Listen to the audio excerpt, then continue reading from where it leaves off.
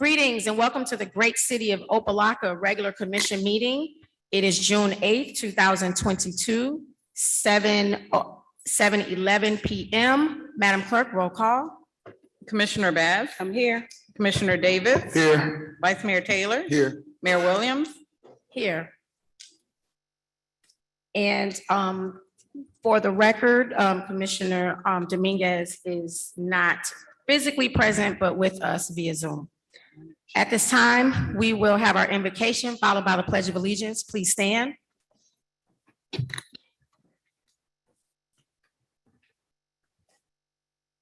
Heavenly Father, Lord, we thank you and praise you for all the many blessings you bestowed upon us this day and every day. Lord, we continue to ask us to bless, heal, and continue to move the great city of Opa-locka. In your name, we pray, amen. Amen. Congratulations to the flag of the United States of America, and to the republic for which it stands, one nation, under God, indivisible, with liberty and justice for all.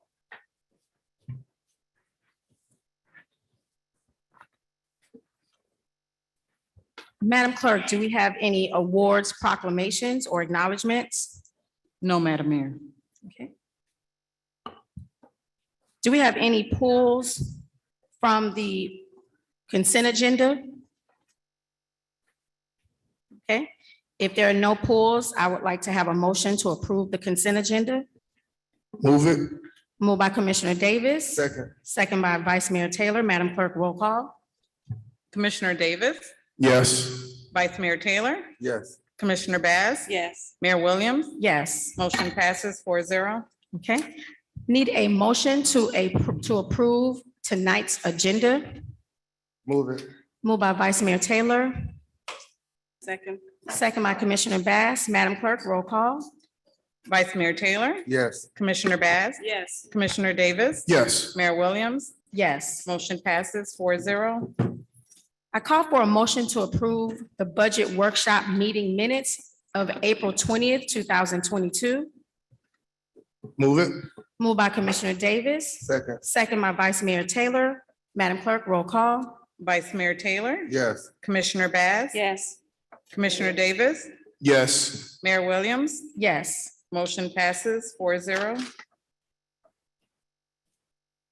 Madam Clerk, do we have any reports from any of our county commission? No, Madam Mayor. Madam Clerk, do we have any public presentations? Yes, we have two public presentations. The first one is Jose Arroyo. He's the Executive Director with the Miami-Dade Commission on Ethics and Public Trust.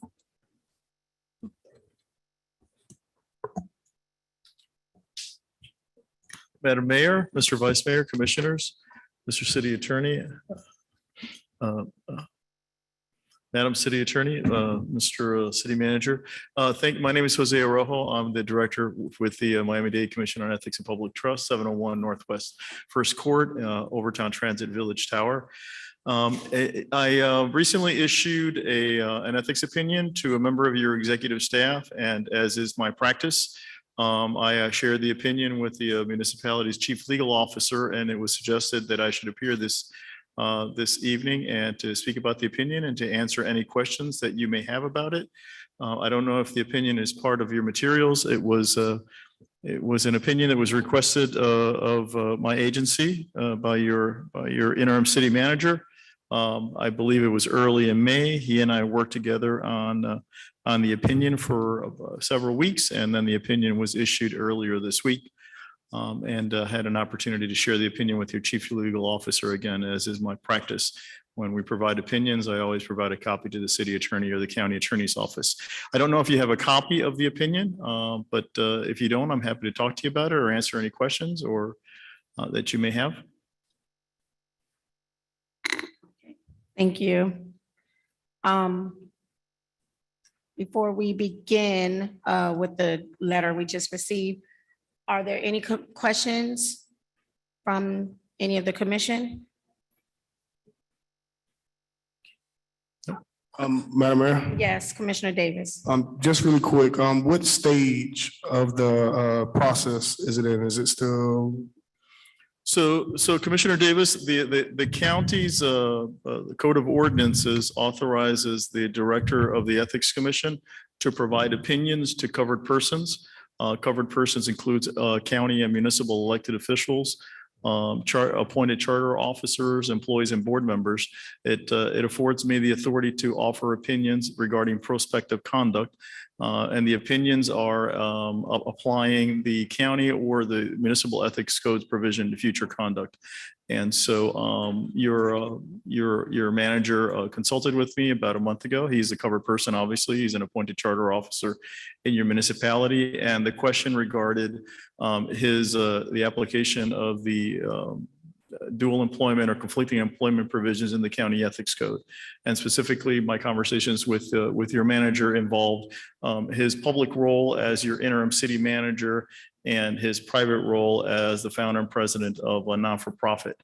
And so what we did is we worked through whether there were conflicts under the county ethics code regarding that dual public and private employment.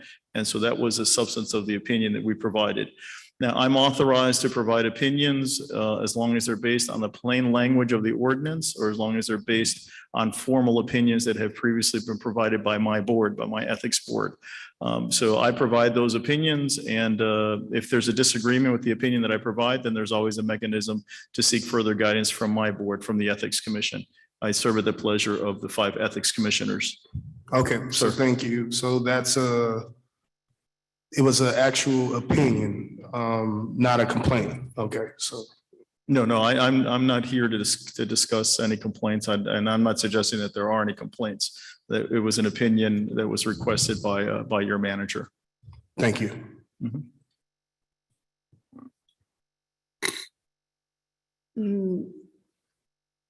Mr. Arroyo, quick question. Yes, ma'am. I do want to give before I go there. Anyone else have any other questions? Madam, oh, sorry, go ahead.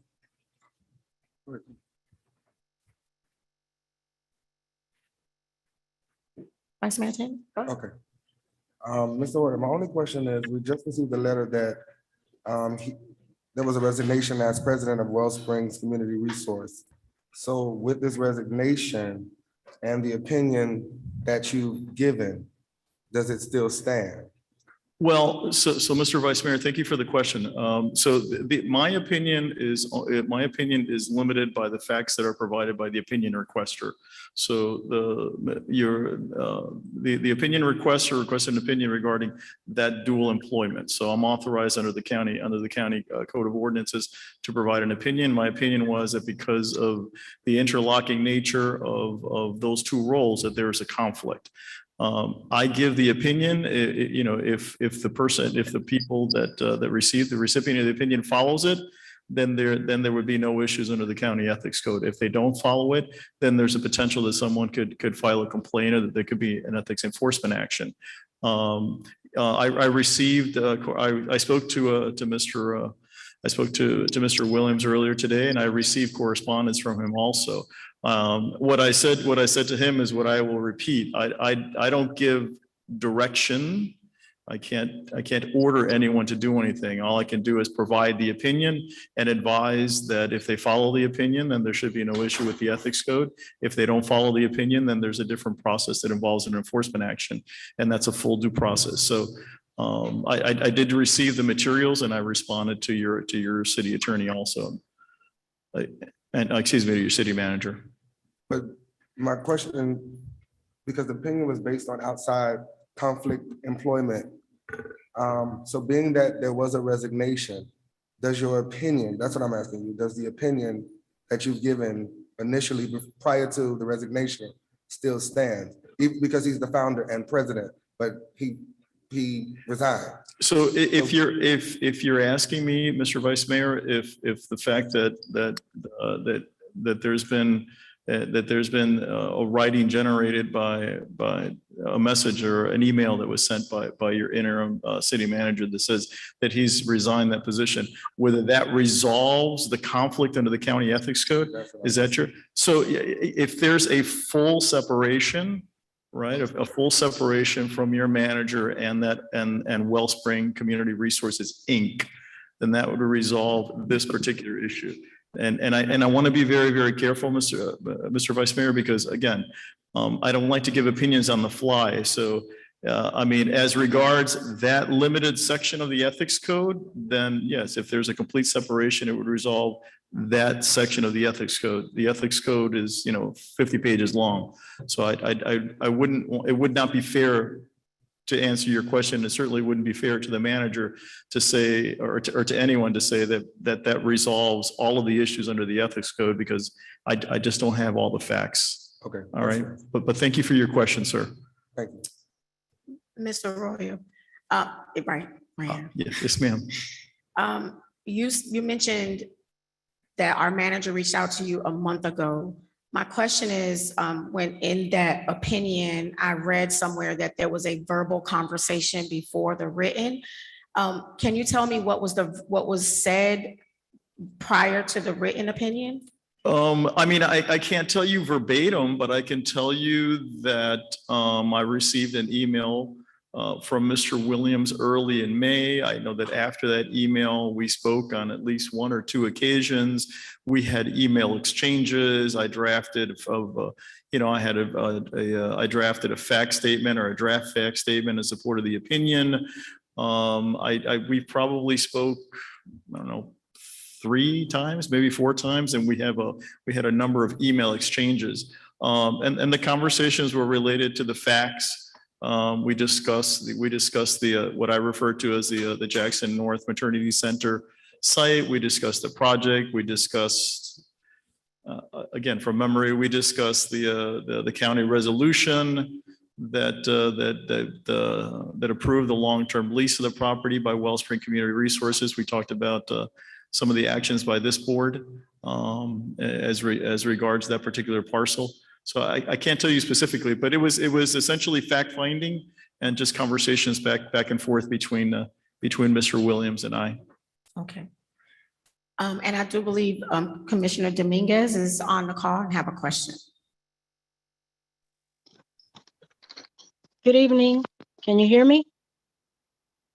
Yes, we hear you. I can, ma'am. Okay, good evening. Thank you. This question, Mr. Arroyo, I want to ask you. You stated in your letter that he was actively engaged in the running of the business. Did he tell you that, or is that something that you found out in your investigation? The reason why I'm asking is because in the resolution, when we appointed him, he's not supposed to have outside employment.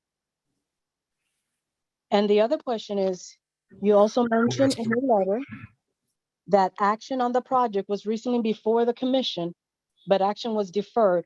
Are you referring to the last city commission meeting where the city manager pulled the item from our consideration? Was that an ethical violation that he would have had, that the item coming to us is the first place since he controls the staff?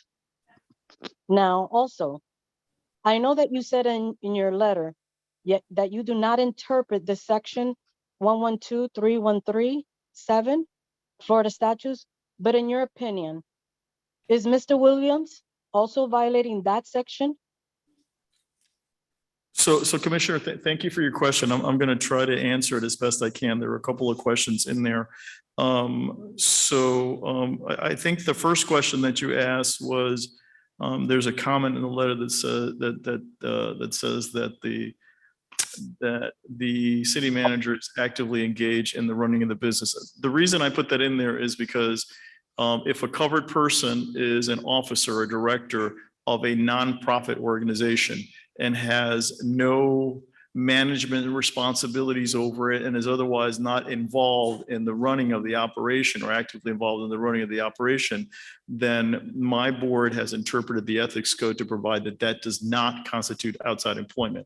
So for example, I'm looking at Mayor Williams. So let's say that Mayor Williams is a director of the Opa-locka, breast cancer awareness non-for-profit. And she's a director, but she has nothing to do with the running of the organization. That not-for-profit has an executive director, has staff. The mayor goes to some of the meetings, maybe she participates in some fundraising activities. If it's something like that, then we would say that involvement with a not-for-profit where the covered person is not actively involved in running it under our code, we would say that that doesn't constitute outside employment. So the reason that I said actively involved is because this particular nonprofit, my understanding from my conversations with your manager is it does not have any employees. So, and your manager is the incorporator and the president on the corporate records. And so because the organization is a party to a contract with the county, is a party to a lease agreement with the county, has received funds from the county, those funds are going to be used for infrastructure or designated for infrastructure improvements around the property. So because all of these things are going on and there are no other employees of the company, then the conclusion is that the manager is actively involved in the running of it. And so when I say that, I mean that I'm tailoring that language to the ethics code. Because if all of that stuff wasn't going on, then the conclusion would be that it doesn't constitute outside employment. I don't know what you all in your internal policies, I don't know how you define outside employment or not, but that's the way that we define it under the ethics code. The second comment that I think the second question that I heard, Commissioner, was you asked if there had been in the letter, it says that there had been activity on the matter and it had been pulled. The activity that I'm referring to is it's my understanding that there was an item that came up before the board, and I think it related to infrastructure improvements around the site. And so that's what I define as an item that came before the board, because I know that there was, I think, $2.8 million that were approved from the county to come to the non-for-profit, and those funds were supposed to be used for improvements around that property. So I believe that that's what was before your board, and that it was deferred for that matter. And regarding the comment, ma'am, that's included in the letter, the reference to the state code of ethics, I don't have the authority to interpret state statute. So my practice is when I believe that there might be a provision in the state ethics code that is applicable, I will just reference it. And then I leave that to the requester to interpret it or to ask for an opinion from the State Ethics Commission. I don't have authority to interpret it. So I reference it in the opinion, and then I leave that to the requester, to either, seek legal guidance or speak to the State Ethics Commission. So my apologies. I don't have the legal authority to interpret that state statute, and I try to stay within my lane when it comes to that. I think that answers all your questions, ma'am. Yes, thank you so much. Thank you, ma'am. Any other questions? Okay, thank you, Mr. Arroyo. Just for the board, let the record show that Mr. Manager Darvin Williams has provided us a letter where he is resigning as the president of Wellspring Community Resource, effective immediately. This letter would be sure is given to the clerk, so that we'll have that. And then lastly, just to be clear, this was an opinion that was asked. You're not here to investigate anyone. This is not. So I'm just making that clear, because just the questions, just to, thank you for providing the opinion that was asked from the originator. Mr. Williams. I'm authorized to provide opinions to an individual about Yes. their own future conduct. Not about past conduct or not about other people's conduct. If there's a complaint, there's another section in my office that deals with that, and that's not my function when I give opinions. Okay, All right, Madam Mayor, good evening, Mr. Vice Mayor. thank you so all. much. Thank you. Okay, and our next, Madam Clerk. Yes, thank you, Madam Mayor. Our second presentation is Elliot Durant, and he's with the Pure Water Factory.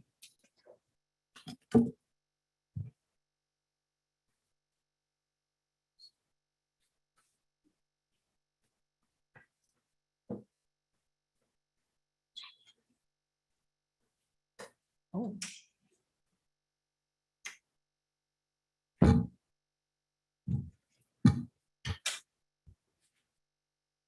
Good evening, Mayor Williams, Vice Mayor Taylor, commissioners, city officials, and community of Opa-locka. My name is Elliot Durant. I am the co-owner of Pure Water Factory, the new ultra-pure alkaline drinking water store located at 2625 Southwest 27th Avenue in Coconut Grove area. What is alkaline water and what is its benefits? Alkaline water, simply put, is water that possesses an alkalinity above the neutral base of 7.0. All living organisms on the planet are structured on levels of acid or alkaline basis. A proper balance of both are essential to a healthy body working at its optimum. Water is an essential nutrient for life. And hydration plays a critical role in human physical performances as well as in the prevention of chronic diseases.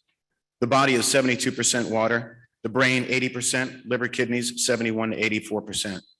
And you have most of this information that I gave you. I won't bore too many people with this. But the EPA guidelines state that the pH of tap water should be between 6.5 and 8.5. You all have a bottle of the water that's been produced at my store. Please feel free to taste it. It was made today, about 3 hours ago. It is made fresh every single day. The water tests at 10.0 pH balance. It also goes through ultraviolet light, minerals, and naturally done. It's not been added like Essentia and other waters where it's synthetic drops. So the University of Washington research found that habitually consuming 5 glasses of alkaline water daily greatly reduced the following: bladder cancer 50%, breast cancer 79%, colon cancer 35%. It neutralizes toxins and excess of free radicals in the body which damage your cells. It defrays buildup of metabolic acids, improves your metabolism. It slows aging, starves cancer cells, neutralizes excess formation of free radicals, weight loss inhibitor, reduces the risk of cancer, and allows the body to better absorb magnesium. It aids people with high blood pressure, diabetes, and high cholesterol. Pure Water Factory would like to be your drinking water supplier in your government and municipal offices. In addition, and more importantly, Pure Water Factory can provide first responders and city government and other critical city employees during and after a disaster, such as hurricanes, as we just experienced just a brief episode of what is predicted to arrive this hurricane season. We are able to provide you with 5-gallon drinking water bottles, as you see on your stage, with a USB rechargeable drinking spout. This will allow for basic necessities during a power and water shortage. We can also provide single-use bottles to cover your city employees for a 72-hour outage period in advance, because we're all aware it's not if, but when. We are presently just contracted today, actually, to supply the City of Miami Solid Waste Department, 300 employees. And they will get 2,700 of these bottles, which will cover 3 bottles per person for 3 days during the outage. Lastly, we are a City of Miami vendor and 5 other cities in South Miami. We are happy to take the necessary steps to earn your business and provide you with a safe haven for clean drinking water for the great city of Opa-locka. I am also a city councilman in the village of Coconut Grove. Next week, I become the first Black president of the Chamber of Commerce for Coconut Grove. And next month, I get sworn in the 100 Black men of Southern Florida. Born and raised in Harlem, New York, grandfather, founder of St. Ambrose Church, great-grandfather, first Black man to graduate University of Pennsylvania School of Divinity, founder of the Freedmen Bureau with Mr. Douglas. So I'm here just continue what they have done. May I please show you? So these are the 12-ounce bottles that I would suggest to have for all of you during the emergency, and the chief and folks like that, the police departments and the fire departments. I have a proposal out right now with the city of Doral and also Chief Landa at South Miami. How this operates, just fits on the bottle. There's a hose that inserts into here, drops into here, put it on there, and then you push the button. Water comes out. Oh. So you'll be able to have your basic necessities during the emergency. Sorry. So this container right here just fits right on top. Simple USB, charges, pumps the water so you can actually have your basic necessities. And if you have a little solar charger, now you have no problems. Thank you for all of your time and consideration. And if there are any questions, please feel free to ask me if I still have the ample time. Yes, thank you so much for the presentation.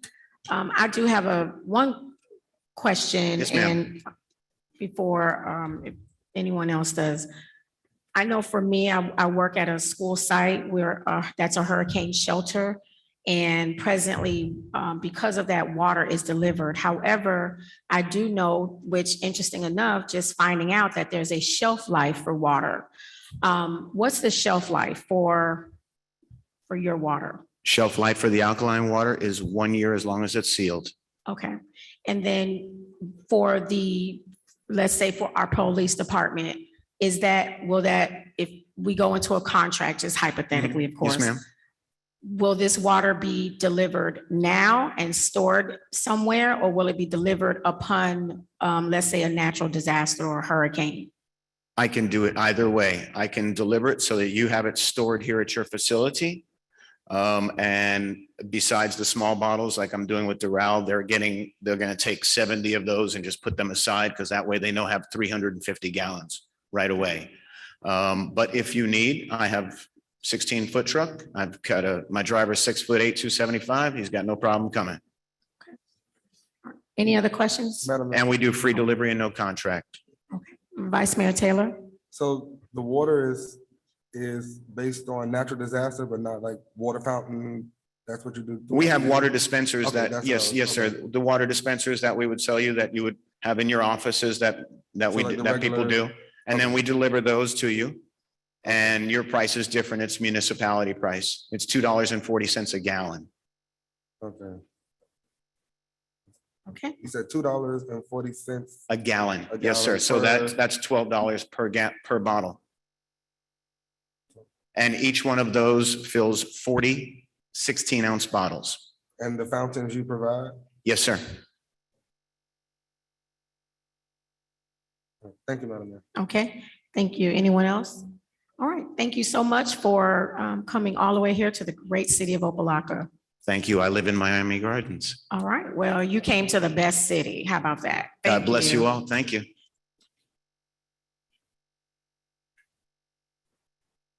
You can leave that bottle, okay.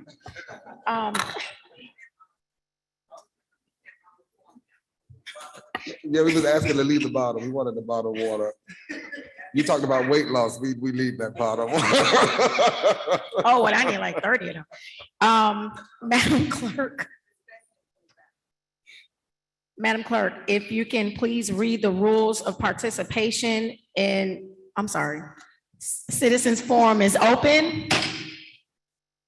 Yes, good evening. Thank you, Madam Mayor. Thank you.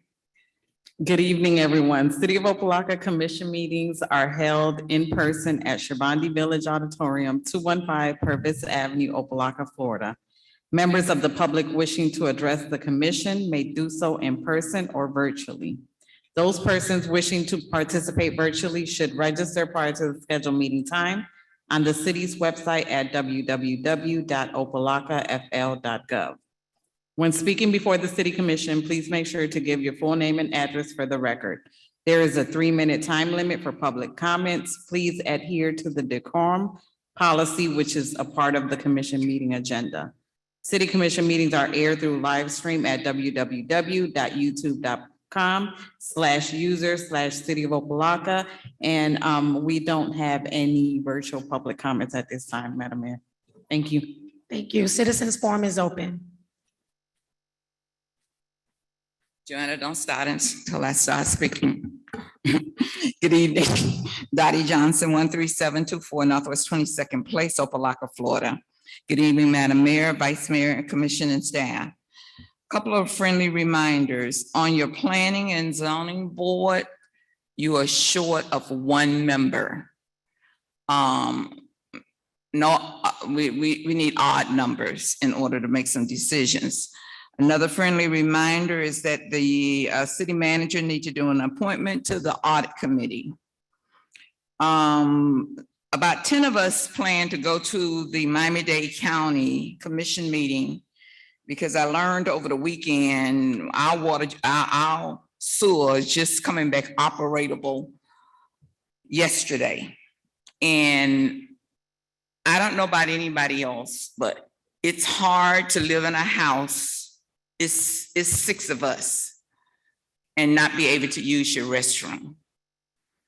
And I was told that Miami-Dade County, during the flooding, it was offline. And when I talked to my contact at Miami-Dade County, they told me check with Opa-locka. So we're going to the commission meeting, and I don't want you to be blindsided. I want to have facts, but we need to get the job done. On 23rd Avenue in East Superior, did some sort of sewer repair there because of the flooding. It's gradually now becoming to be a hole, so you may want to look into that. And if anyone can go back on record and put how much money do we have in reserve funds? That used to be a part of the agenda, but I haven't heard that mentioned in quite a bit. And Commissioner Davis, you used to keep that on the record and somehow it slipped, so bring it back. Okay, marketing. You guys really need a marketing firm. You need to tell your story. You need to get the community engaged. The comprehensive plan has a lot of detailed information. I see some handouts there that will help you in guiding with your priority listing.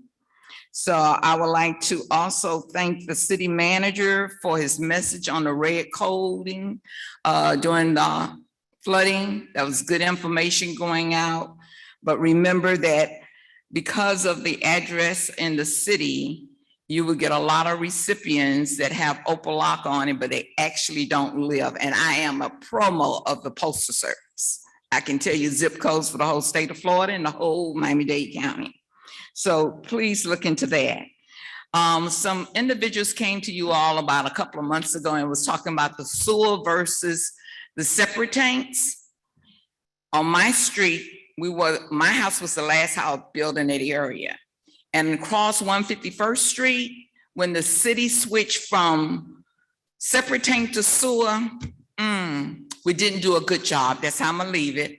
That I think that you need to do some discovery and make that correction. Thank you, Joanna. I'm leaving. God bless you.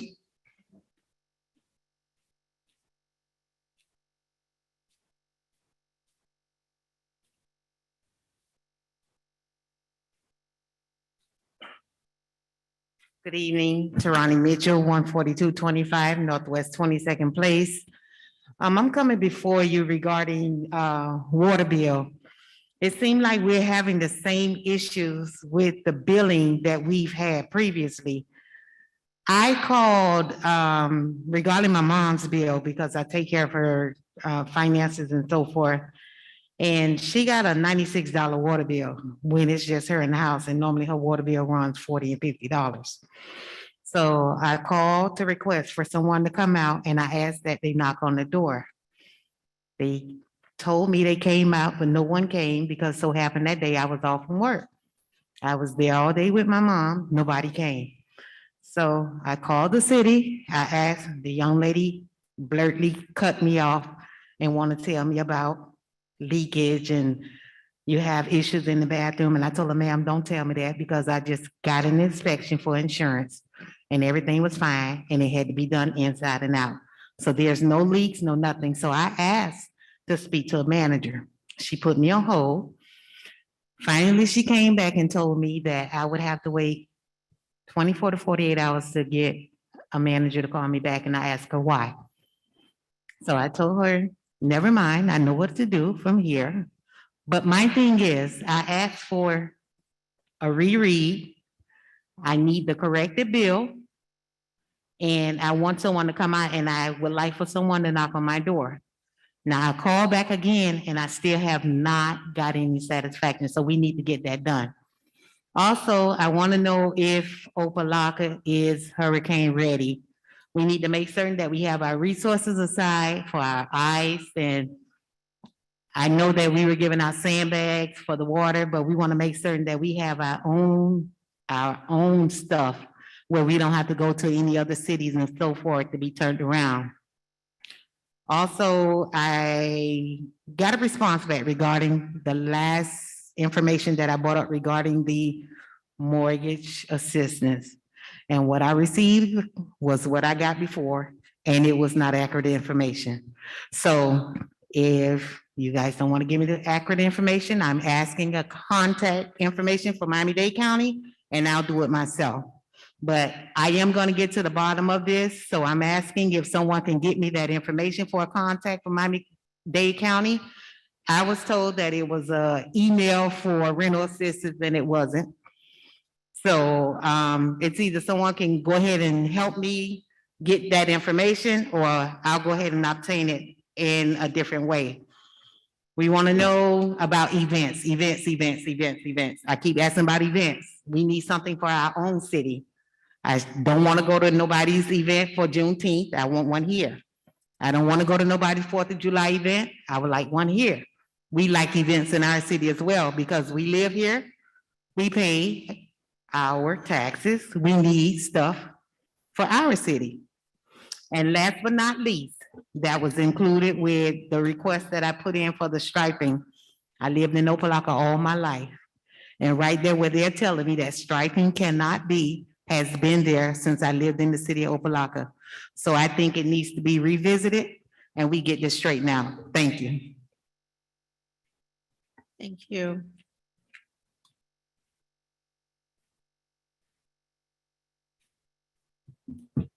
Good evening, George Suarez, 1341 Dunat Avenue. First thing and foremost, I'd like to thank you guys for a lot of things that I've been seeing going on in our community, which is helping us. And at that same token, we need to allow the people that we put in office to do their jobs so these things can be done correctly. Another thing is, another kudos is a great hire of a police chief. But now that we have a police chief, can we put police officers with the police chief so we can make our streets bearable for our children? Because again, it's scary out there. I don't know if everybody noticed, but this place is becoming like the Wild Wild West. And we need to have some type of order. And as a taxpayer, we need to understand where our money is going as safety, again, for our elderly and things like that. And to piggyback on her saying about doing functions, I have an idea. Why don't we do like a farmer's market where we could bring everybody together and notice the culture that we have in this neighborhood.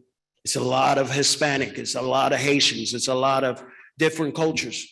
If we take the time to get to know and bring everybody together, even charge a little fee where they could register and sell their goods, will help the community. You know, again, let your face be known. It's a voting year. It's not the only time that everybody needs to kiss babies and understand what we need to do. We need to see what our elected officials are doing for us. Please, thank you.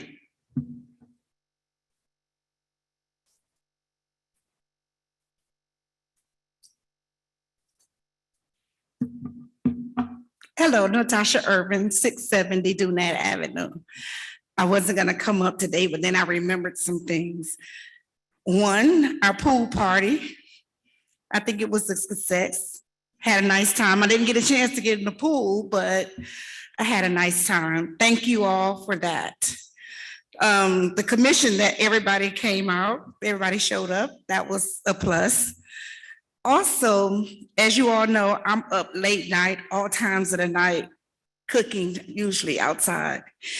And I have to say kudos to our police department because they're riding with their windows down. I love it. So the other day I noticed it because we had a dune buggy doing donuts in the park here on the baseball field. And so I see a police on the east side, and then there's one passing by my house. I'm like, hey. And then she stopped. I was like, oh, she heard me. And she heard me because her windows were down. And I said, you looking for the guy that's doing the donuts? And she was like, yes. I said, go 2 streets down. Well, she only went 1 street down, so they missed each other. But I thought that was neat. So as I'm sitting there at now about 2 o'clock in the morning, another police passed by. He have his lights on, but not like I'm in a rush on. They're just lit up. And he too had his windows down. So of course I spoke, hey, So it's just nice to know that you can actually reach out and speak to them like passing by, like they had the windows down. So just in case I was in a need for assistance and I call out, they're there. And I thought that was so unique. So I have to say thank you to the police department for that. And we have to keep moving forward. That was a big plus for me. So I'm glad to hear that. Also, I'm glad for camp that's going to be starting soon, that school is out. And seeing all the little kids in the neighborhood come out to our parks. Thank you. Thank you. That's all I have to say tonight.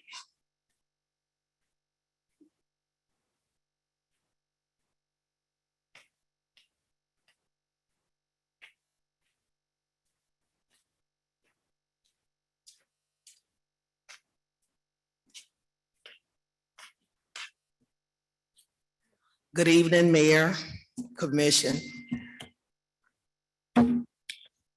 Everybody, just everybody in their prospective places, just good evening. And indeed it is. If I may, I would like, Cheryl Casey, I'm sorry. Cheryl Casey, retired chief of this great city of Opa-locka. And I would like to commend our chief of police. If I may, I would like for him to stand up here with me because it is so important. And some of you may not be armed with this information. And it's imperative that we be aware.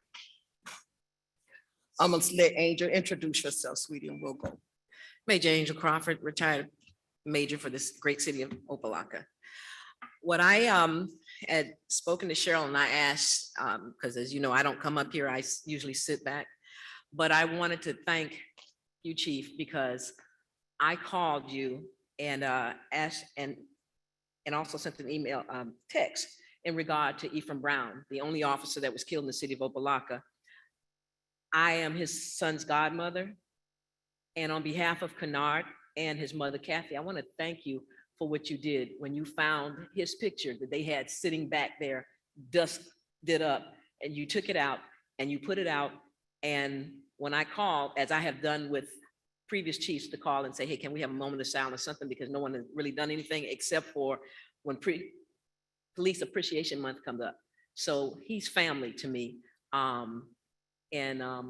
appreciate that. And I thank you so very much for doing that, to keep his memory alive, because he is the only officer that died for this city, put his life on the line in the city. And I worked with him, and I was, employed at the time with him. And so it was a big loss for us. And most of the officers who were there at that time are no longer here. So, but I thank you for keeping his memory going, and I appreciate it. It was so respectful. Thank you.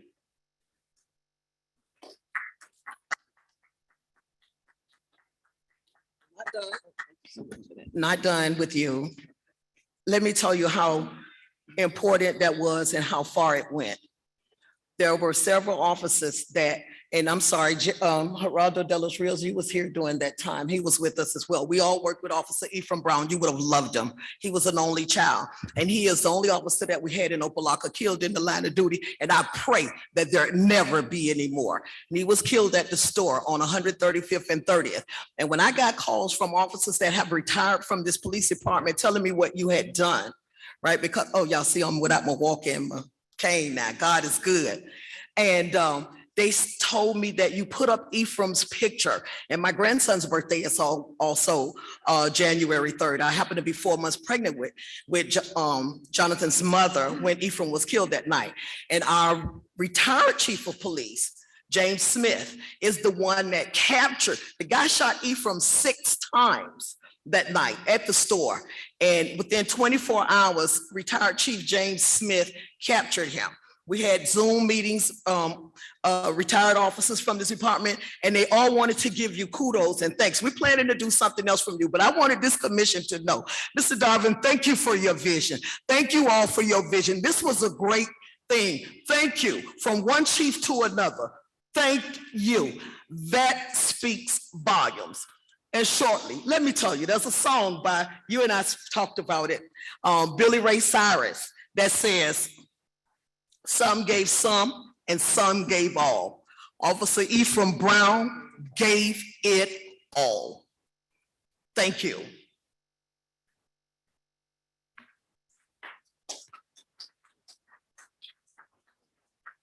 one other thing, your reserve program. Now, I know we spoke about it because I'm comfortable and I feel good that we could talk about it, and I'm just about Opa-locka. I'm sorry, I'm her. And you know that. And we have two officers, and I'm not going to get into those specifics, but to answer some of the concerns, and a lot of people are talking about police presence in this, in our community. And you have two officers that were very dedicated and they work for two integrity police law enforcement, and they volunteer here. And if you need to speak about them, and let me give their names, Hawanda Gilbert and Officer Lana Coney, okay? I don't know what happened, but I know them. And I know they've dedicated their time, and they would dedicate and give the city continued time. And I think that's something, Mr. Manager, we really need to look in and bring those people back. Because first of all, how much, and it's not a trick question, how much can somebody come and give you right now for your life? Nothing, but we do it for a whole lot less. Thank you.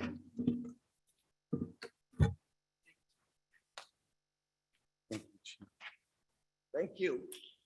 Mr. Manager, Madam Mayor, Vice Mayor, Madam Commissioner, Commissioner Davis. I concur with what Chief Cason said about the reserve program. But before I got there, which predated me, the policies, procedures, protocols are not what I would want them to be. Right now, we're trying to hire, I have a plan. I have an executive assistant to hire a captain of internal affairs and police officers to put on the street. As soon as that's done, we will be developing a robust reserve program. There are men and women out there that will perform for free, and we can't pass on that. But it has to be done a different way from what it was done in the past, where there are checks and balances and rules and regulations. I'm working on that, and I will roll it out. The manager and I have had discussions on this, and the manager has given me a lot of latitude. I will come back with the program and present it to this base. Thank you.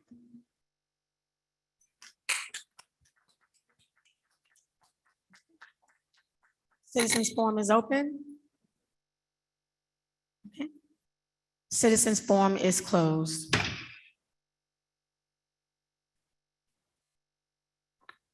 Before we move into our action items, I would like to ask the commissioners for reconsideration to open the consent agenda. Madam Clerk. Yes, Madam Mayor, you would need a motion for reconsideration to go back for the approval of the consent agenda so that an item can be pulled. Okay, can I have a motion to reopen, ask for reconsideration of the consent agenda? Madam Mayor, Yes. before we put the motion on the floor, can you state the reason that you would like to have, why you would like to have the item reconsidered?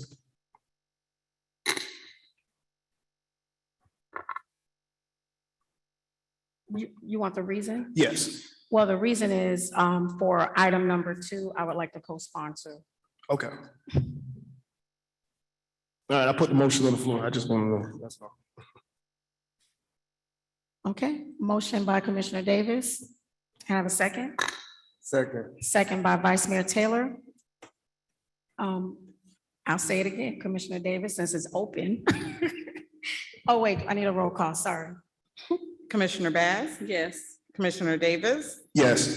Vice Mayor Taylor? Yes. Mayor Williams? Yes. Motion for reconsideration passes by a 4-0 vote. Okay, so we have officially pulled item number 2.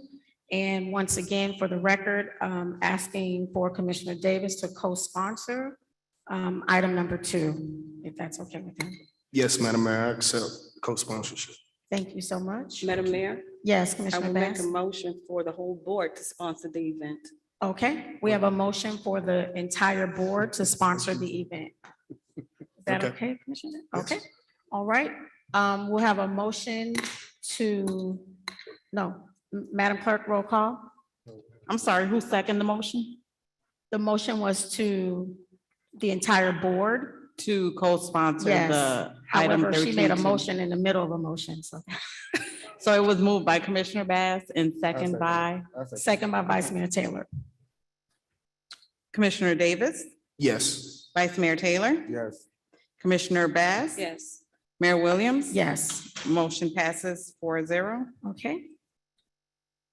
Moving on, item 16A1, Madam Attorney. An ordinance of the City Commission of the City of Opa-locka, Florida, amending Chapter 13 of the City of Opa-locka's Code of Ordinances entitled Licenses and Business Regulations, Article 14 entitled Landlord Permit, specifically amending Section 13-274, Section 3, to require that all apartment buildings with 150 units or more to be required to have on-site 24-hour armed off-duty police officer security, amending Section 13-278, 5B, to require permit applicants with 150 units or more apartment units to complete a separate form to be created by the city containing an acknowledgement that a daily log will be kept containing the names of any and all on-site 24-hour armed off-duty police officers before a permit shall be issued, providing for adoption of representations, providing for conflict and repealer, providing for severability, providing for inclusion in the code, providing for an effective date. This is sponsored by Commissioner Davis. Okay, thank you, Madam Attorney. Commissioner Davis, if you can introduce agenda item 16A1. Thank you, Madam Mayor. So 16A1 is basically an agenda item to increase and heighten police security within problematic areas, two particular areas that are multifamily communities. In the agenda briefing and after the item was drafted, I had the opportunity to have a conversation with the city manager's office relative to, just some of the concerns with implementing such a law and some of the staffing challenges that we may ultimately face in doing so. And basically, I want to withdraw the item contingent upon a 90-day plan that would be presented by the manager and obviously our new chief, who's making a lot of changes and ultimately looking at different ways to address some of the violent crimes here in our community. So I look forward to holding this item and hearing more about this initiative from our manager and chief. And yeah, and in the event that we, don't see any change or any headway in this area, we can always bring that item back for consideration. So with that, I would like to withdraw item 16A1. Okay, item 16A1 has been withdrawn. Can I have a motion to withdraw? Madam Mayor, Yes. We don't need to- Commissioner Davis sponsored the item, Oh, so okay, he can withdraw. So we it. don't need to. vote. Yeah, you don't Okay. have to vote on it. We do, if I can say something really quick. Yes, please. So we do need to go back and reapprove the consent agenda since we Yes. reconsidered. And then we voted on the sponsorship, but we still need to go back and do the approval of the consent agenda. Okay. So we'll close this and then go back.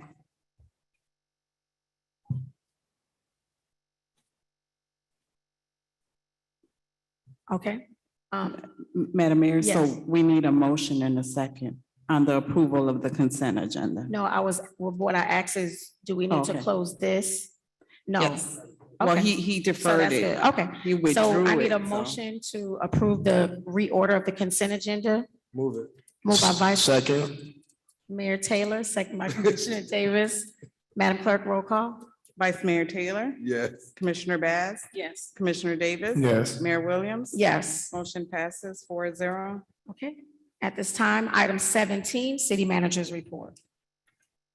Thank you, Madam Mayor.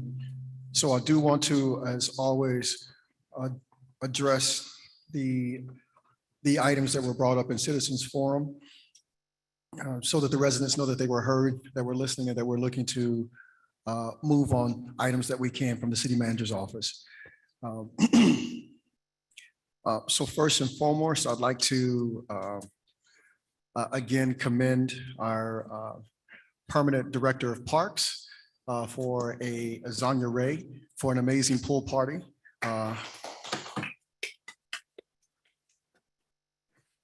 The commission can expect great things from Ms. Ray. This is just the tip of the iceberg. Her plans for Ingram Park, her plans for partnering with entities in the city is exactly what this city needs to move forward. It's exactly what our residents expect, and more great things are sure to come. At the top of the discussion, I would like to commend our entire administration for all of the work that we did on the Opa-locka flea market. I would also like to give a special recognition to former Commissioner Dottie Johnson for partnering with our office to assist the vendors in the Opa-locka flea market.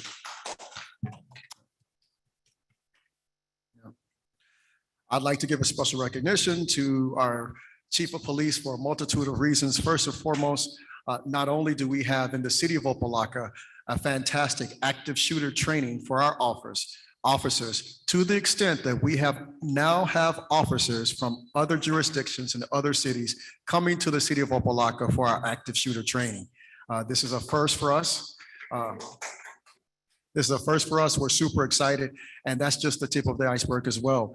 We also now have active shooter training for our residents. So we're looking to make sure that our residents are prepared to run, to hide, to fight, to preserve lives in our community for the city of Opa-locka, because this is something of great concern to our residents, of great concern to myself, and the Chief of Police is now addressing it, much to my excitement. I'd also like to piggyback on the words of former Chief of Police Kaysen with the special recognition of Chief Israel.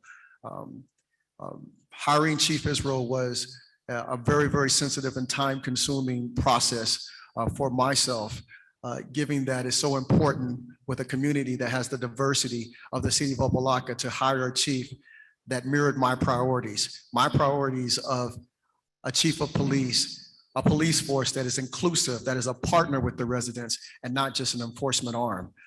I'm happy to see that in the decisions that have been made with the windows being down, with the engagement of the community, with the additional patrols in the apartment complexes, that we're now reaching out to the communities, reaching out to the residents and locking arms with them for their safety and for their health. So thank you for that. Next on the report, as someone that has also had a family member that has fallen in the line of duty, what Chief Israel did by giving special recognition to the only officer that had given his life for this city is of special recognition to myself, importance to the city, and I'm so grateful for Chief Kaysen for beating me to the punch for giving Chief Israel that special recognition. Addressing the comment of former Commissioner Dottie Johnson, we are in fact working on hiring a marketing firm. We are having a panel set for this month, June 17th, and I look forward to engaging them in the ways that she recommended. I would also like to address the comment from former Commissioner Dottie Johnson regarding the Miami-Dade County pump station. Miami-Dade County Pump Station 300 is the exact number, did in fact fail, and there was no place for our water and sewage for it to push to. We were in the process of releasing a press release. We just wanted to give a heads up to Miami-Dade County first, so that they didn't feel like they were being thrown under the bus. But by the time that we had taken it through the proper channels to inform our residents of the failure of Miami-Dade County Pump Station 300, they did get it repaired. We heard your concerns. We addressed your concerns when we were on site. This former Saturday, myself and the Director of Public Works, Aria Austin, surveilled the entire community during the flooding, identified areas, created an action plan, implemented those areas, particularly in Ingram Parks and Glorietta Gardens, and we're continuing to address those issues. Flooding is a concern of mine. of the utmost importance. It's something I was addressing as Assistant City Manager, and it's certainly something I'm going to continue to address as City Manager until the job is done. To also address the concern of the police vacancies that was brought up by Mr. George Suarez, we actually have 5 slots in our budgets for police officers, and we are actively looking to fill those roles. In addition, we are closing the gap on a $10,000 increase for starting salaries for our police officers. Currently at $38,000, the city of Opa-locka has the lowest starting salaries of police force. We will now be able to raise that to $48,000, which will put us in a competitive market to keep our police officers once they come here.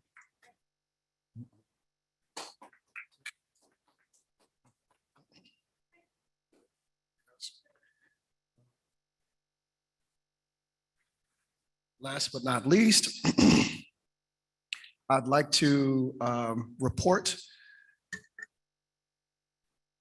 that the city's taxable value estimate provided by the property appraiser today came out as an awesome report with a 15.3% increase in taxable value. That means that city of Opa-locka is on the rise, and so long as we continue to be prudent, so long as we continue to be judicious, this will produce approximately $1.8 million of additional property tax revenue for the city of Opa-locka. Madam Mayor, this ends my report. Thank you. Do any questions from the commission? Madam Mayor, Commissioner Davis? thank you. Not really a question, but just a comment. I'm excited to see that our property taxes, the taxable values experienced a 15.1 increase during this year. I know they're not certified, obviously, when July comes and we'll get the actual numbers, but preliminarily, this is great. I remember when Amazon came in a few years back and we saw 30% increase in our taxable values, which significantly increased the revenue that we took in as a city. And we were able to do a lot more for our residents. So very excited to see such an increase for this upcoming fiscal year. And I look forward to working with the commission and the manager's office, as well as our staff to provide more services. So, thank you. Thank you. Madam Mayor. Vice Mayor Taylor? Through the mayor to the manager, a couple questions. Well, not questions, concerns. Mr. Ronnie brought up a hurricane readiness campaign. Is that something that we can start in the city ASAP? Absolutely. Thank you, Vice Mayor Taylor. That has actually already been done. We're prepared and ready to go. As you all saw last week with the tropical storm, I meant to give a special shout out again to our Public Works Department, which mobilized in less than 24 hours to provide sandbags to our entire community. We already have our own water in place, and should we have some inclement weather, the city of Opa-locka is prepared. And the second thing was, Ms. Natasha thanked the police department for the windows down and riding with the lights on. But I know Mr. Suarez had a concern with the complete opposite, that he doesn't see police presence on his street. But I know they live on the same street. Is there a possibility that our police officers can ride with their lights on while they're patrolling so that the residents know that they are there? I'd like to bring the chief of police up to address that question.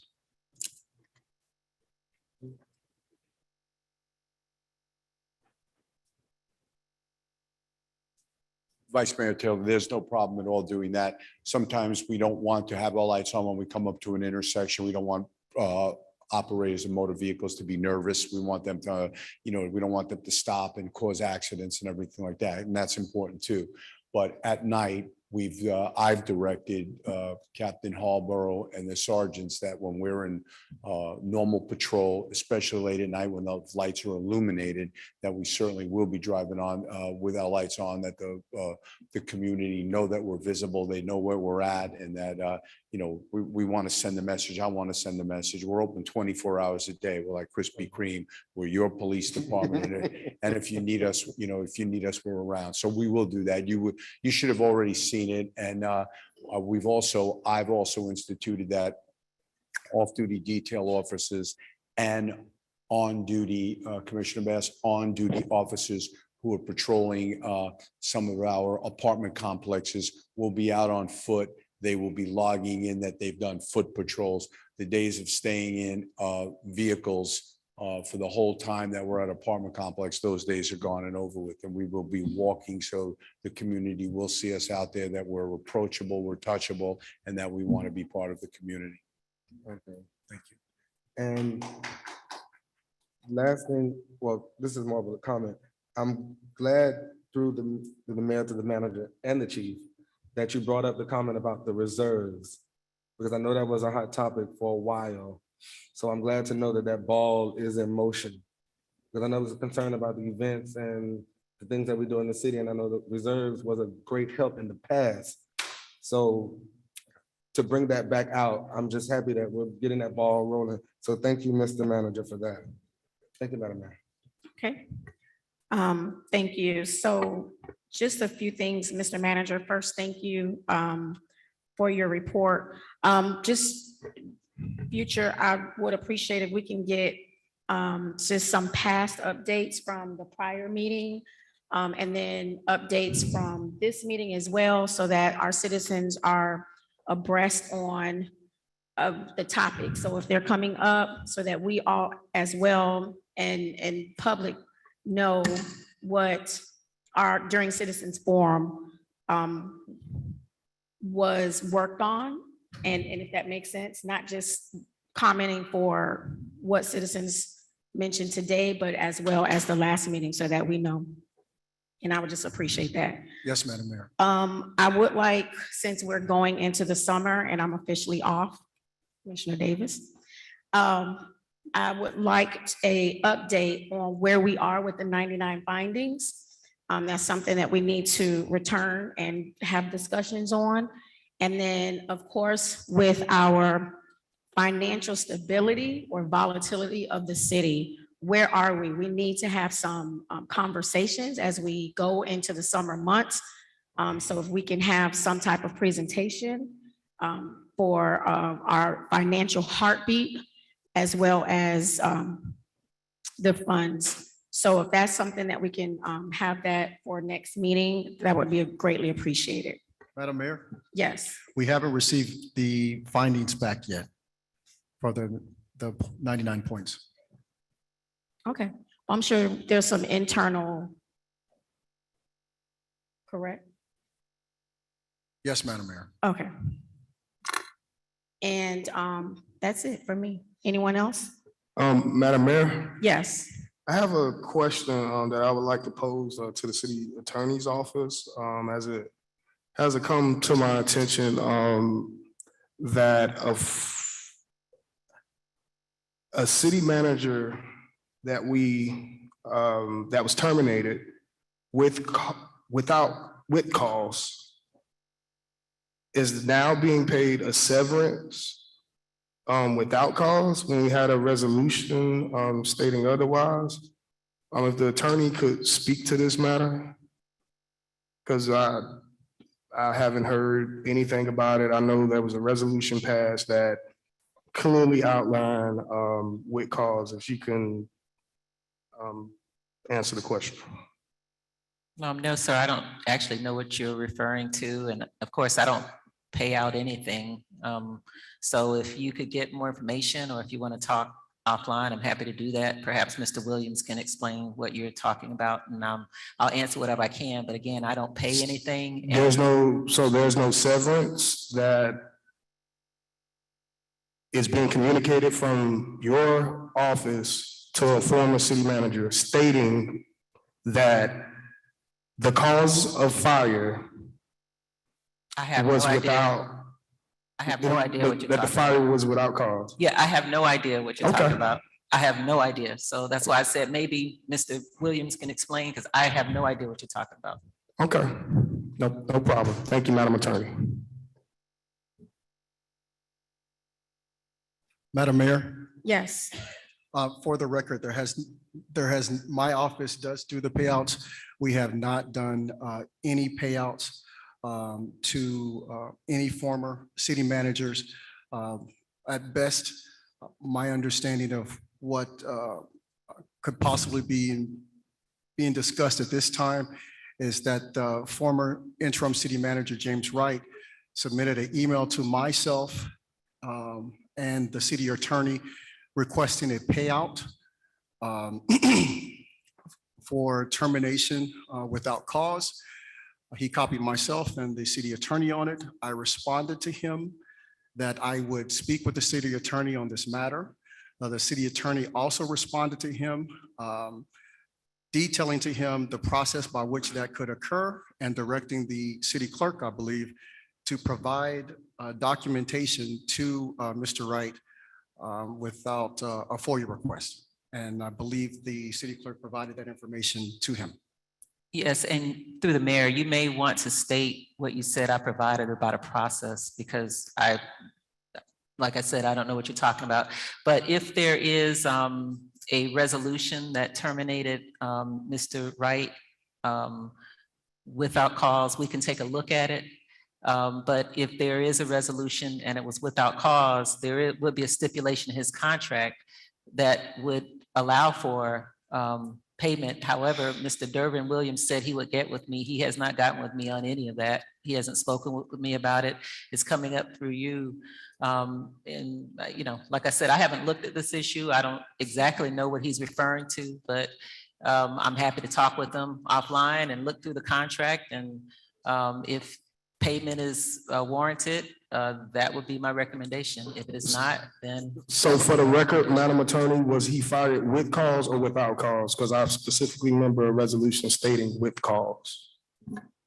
Well, again, the Madam Clerk would need to tell us. I honestly don't remember as I sit here whether it was with cause or without cause. But Madam Attorney, you drafted the legislation and you don't remember? Sir, I'm not prepared for this questions. This has been months ago at this point. But again, and I feel ambushed by you every single meeting through the manager where he feeds you information and then you try to attack me. And I think it's very unfair. I do. And so I'm happy to look at the issue. I'm happy to give a recommendation or an opinion about it, but I don't have the information in front of me. Madam Mayor, Mayor, thank you. With all due respect, Madam Attorney, I just want a clear answer, and it's very difficult. And I think I've given to an get answer. clear answers in public, as illustrated tonight and other nights, as well as private. You don't even call me back in private, so that's not true. Madam Attorney, we represent this community. It's not a personal attack. This is a matter of transparency. Well, we can have conversations about it. I would have pulled documents. I would have been prepared to talk with you about it. But as we sit here right now, I am not. And so I may have drafted it. I draft everything. I draft thousands of documents. So I am not prepared to give you an opinion, but I will be able to do it tomorrow, and I will copy everybody on this commission. I look forward to that opinion. Thank you, Madam Attorney. Thank you. Any other questions? I don't know if Commissioner Dominguez had. Is she still on? I'm sorry, Madam Mayor. Okay, no, I didn't know I'm if not she sure had- if she's still on. Okay.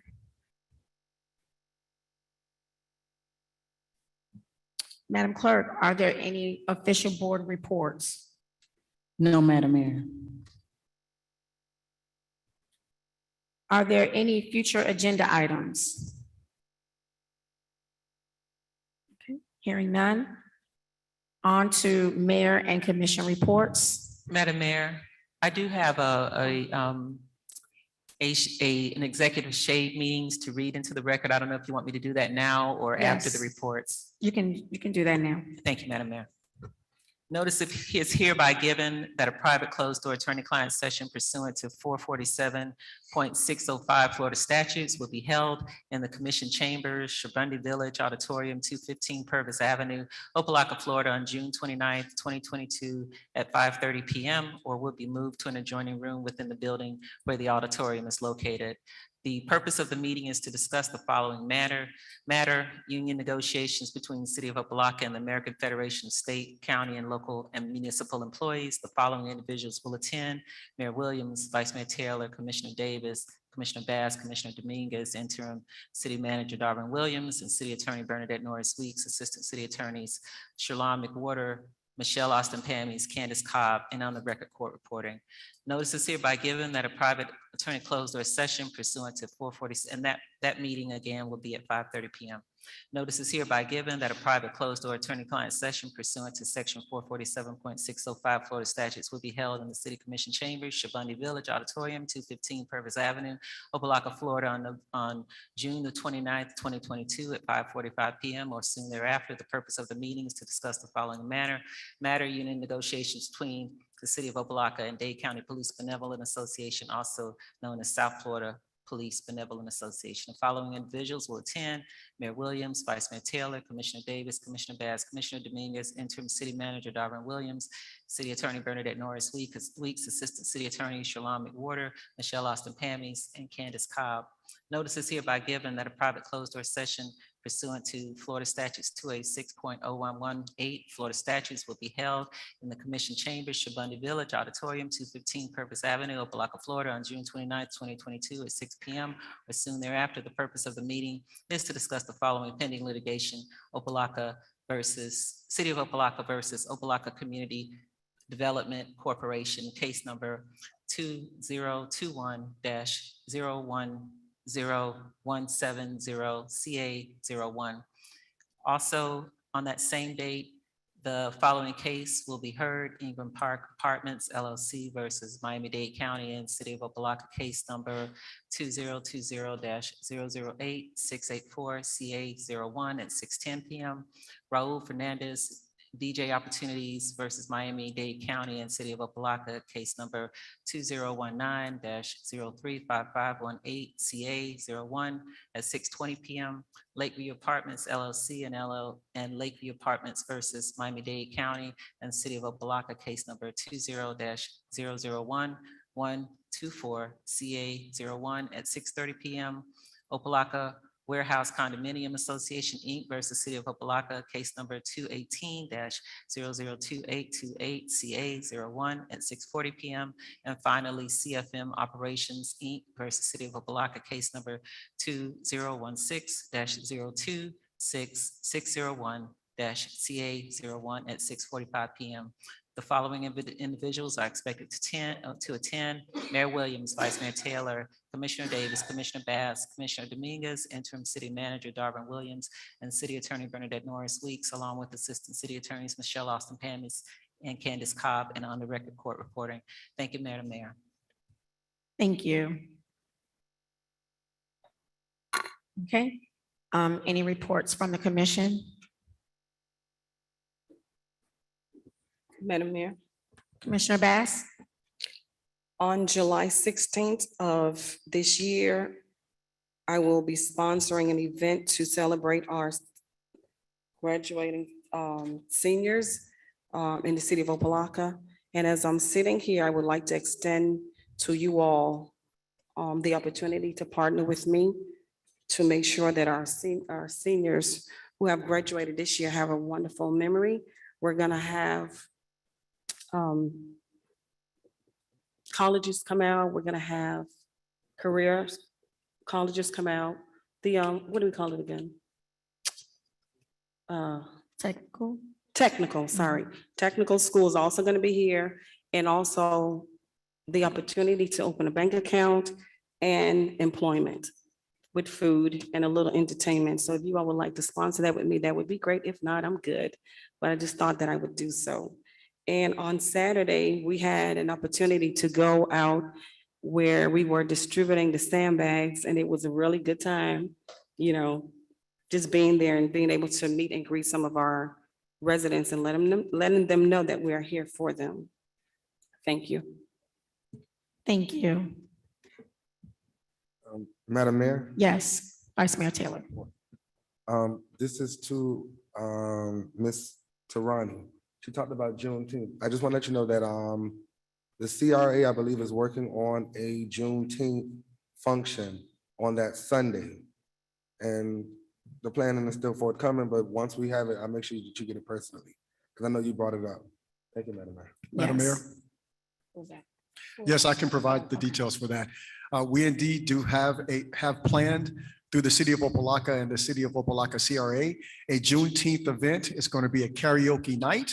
The Vice Chairman Gilbert will be providing the stage and we'll be providing the entertainment. So please come out on Juneteenth. What he What said. night? Say come out, Juneteenth. Sir Bundy Park. June Oh, 19th. okay, you said, June okay, 19th. I didn't hear you. Yeah, that's Juneteenth, June 19th. It's on the Sunday. Yep. Yeah. Last but not least, not to piggyback, well, I guess, but again, I want to shout out Public Works for their just making all those sandbags. I remember about a year ago, I went out and actually tried to do one myself, and it took about an hour to do one bag. So really shout out for all the bags that were made. Commissioner Bass and I was at Public Works, and interesting enough, just to go back with the marketing, it is so needed, and I'm glad we're moving forward. The minute I went live on Facebook, so many cars began to show up. So we want to make sure that the marketing is there, our citizens know what we're doing and how we are helping. And another thing is to just make sure that we are constantly highlighting the great work that we're doing here in the city, specifically with our employees.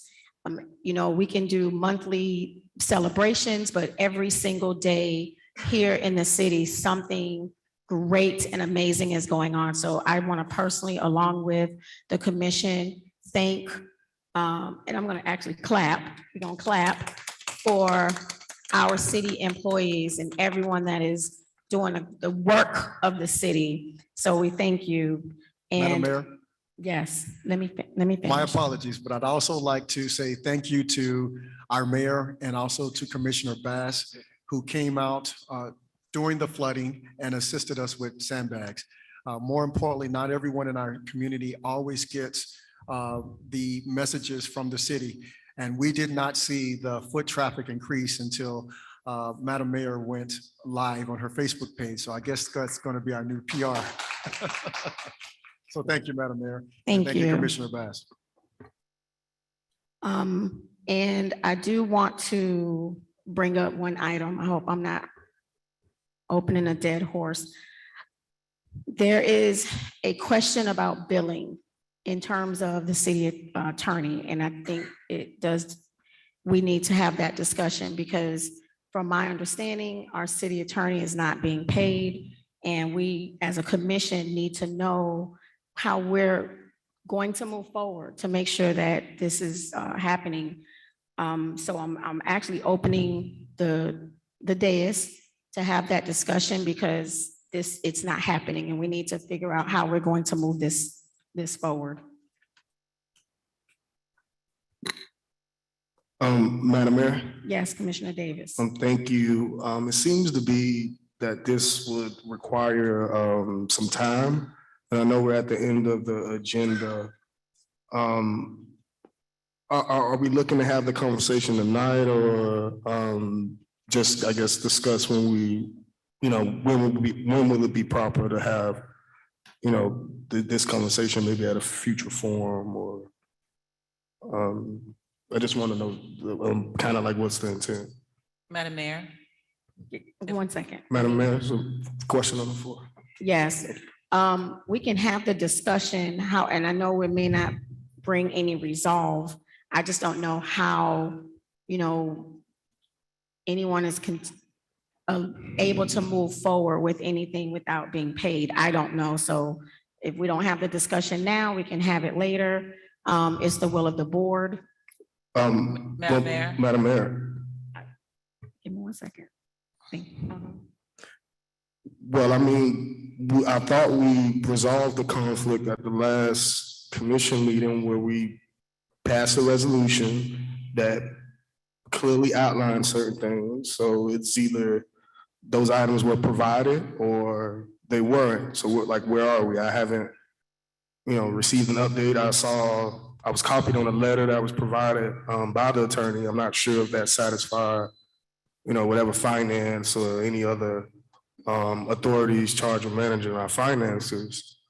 I don't know if that satisfies those concerns. So where exactly are we in that process? Madam Mayor, may I Yeah. please comment? Yes. Yes, so just to answer your question, I responded the very next morning and I went through line by line the resolution and I copied all of you and the city manager. I have not heard anything as to whether that is not sufficient, and I'm assuming that it is because I carefully went through and tracked everything and spent hours on it and did it the very next morning, getting up at 3 o'clock in the morning, finishing it and sending it to everybody so you have plenty of time. This issue is not the issue that the mayor is raising. What the mayor is raising is that Mr. Williams is holding my litigation bills. So any litigation bills that I send to be processed, I've never had this issue before, he is holding my bills. So first it started with asking Ms. Shemeka what was happening. She told me for weeks and weeks that there was a problem with the signatories and he was just coming on and the bank was having a problem getting his signature up to date, and that was the issue.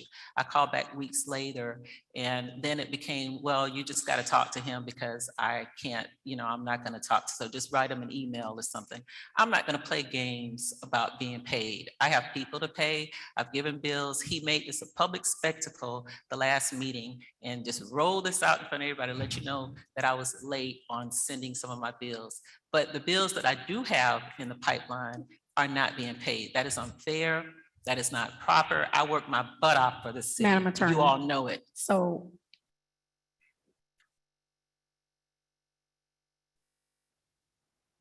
I just want to just keep the topic and for us to keep the quorum and not finger point. I'm trying to get to the issue at hand because I know if we don't, this is going to continue. The issue is So that I'm I not being don't- paid. No, I understand, but I'm Madam saying Mayor. the comments. Yes.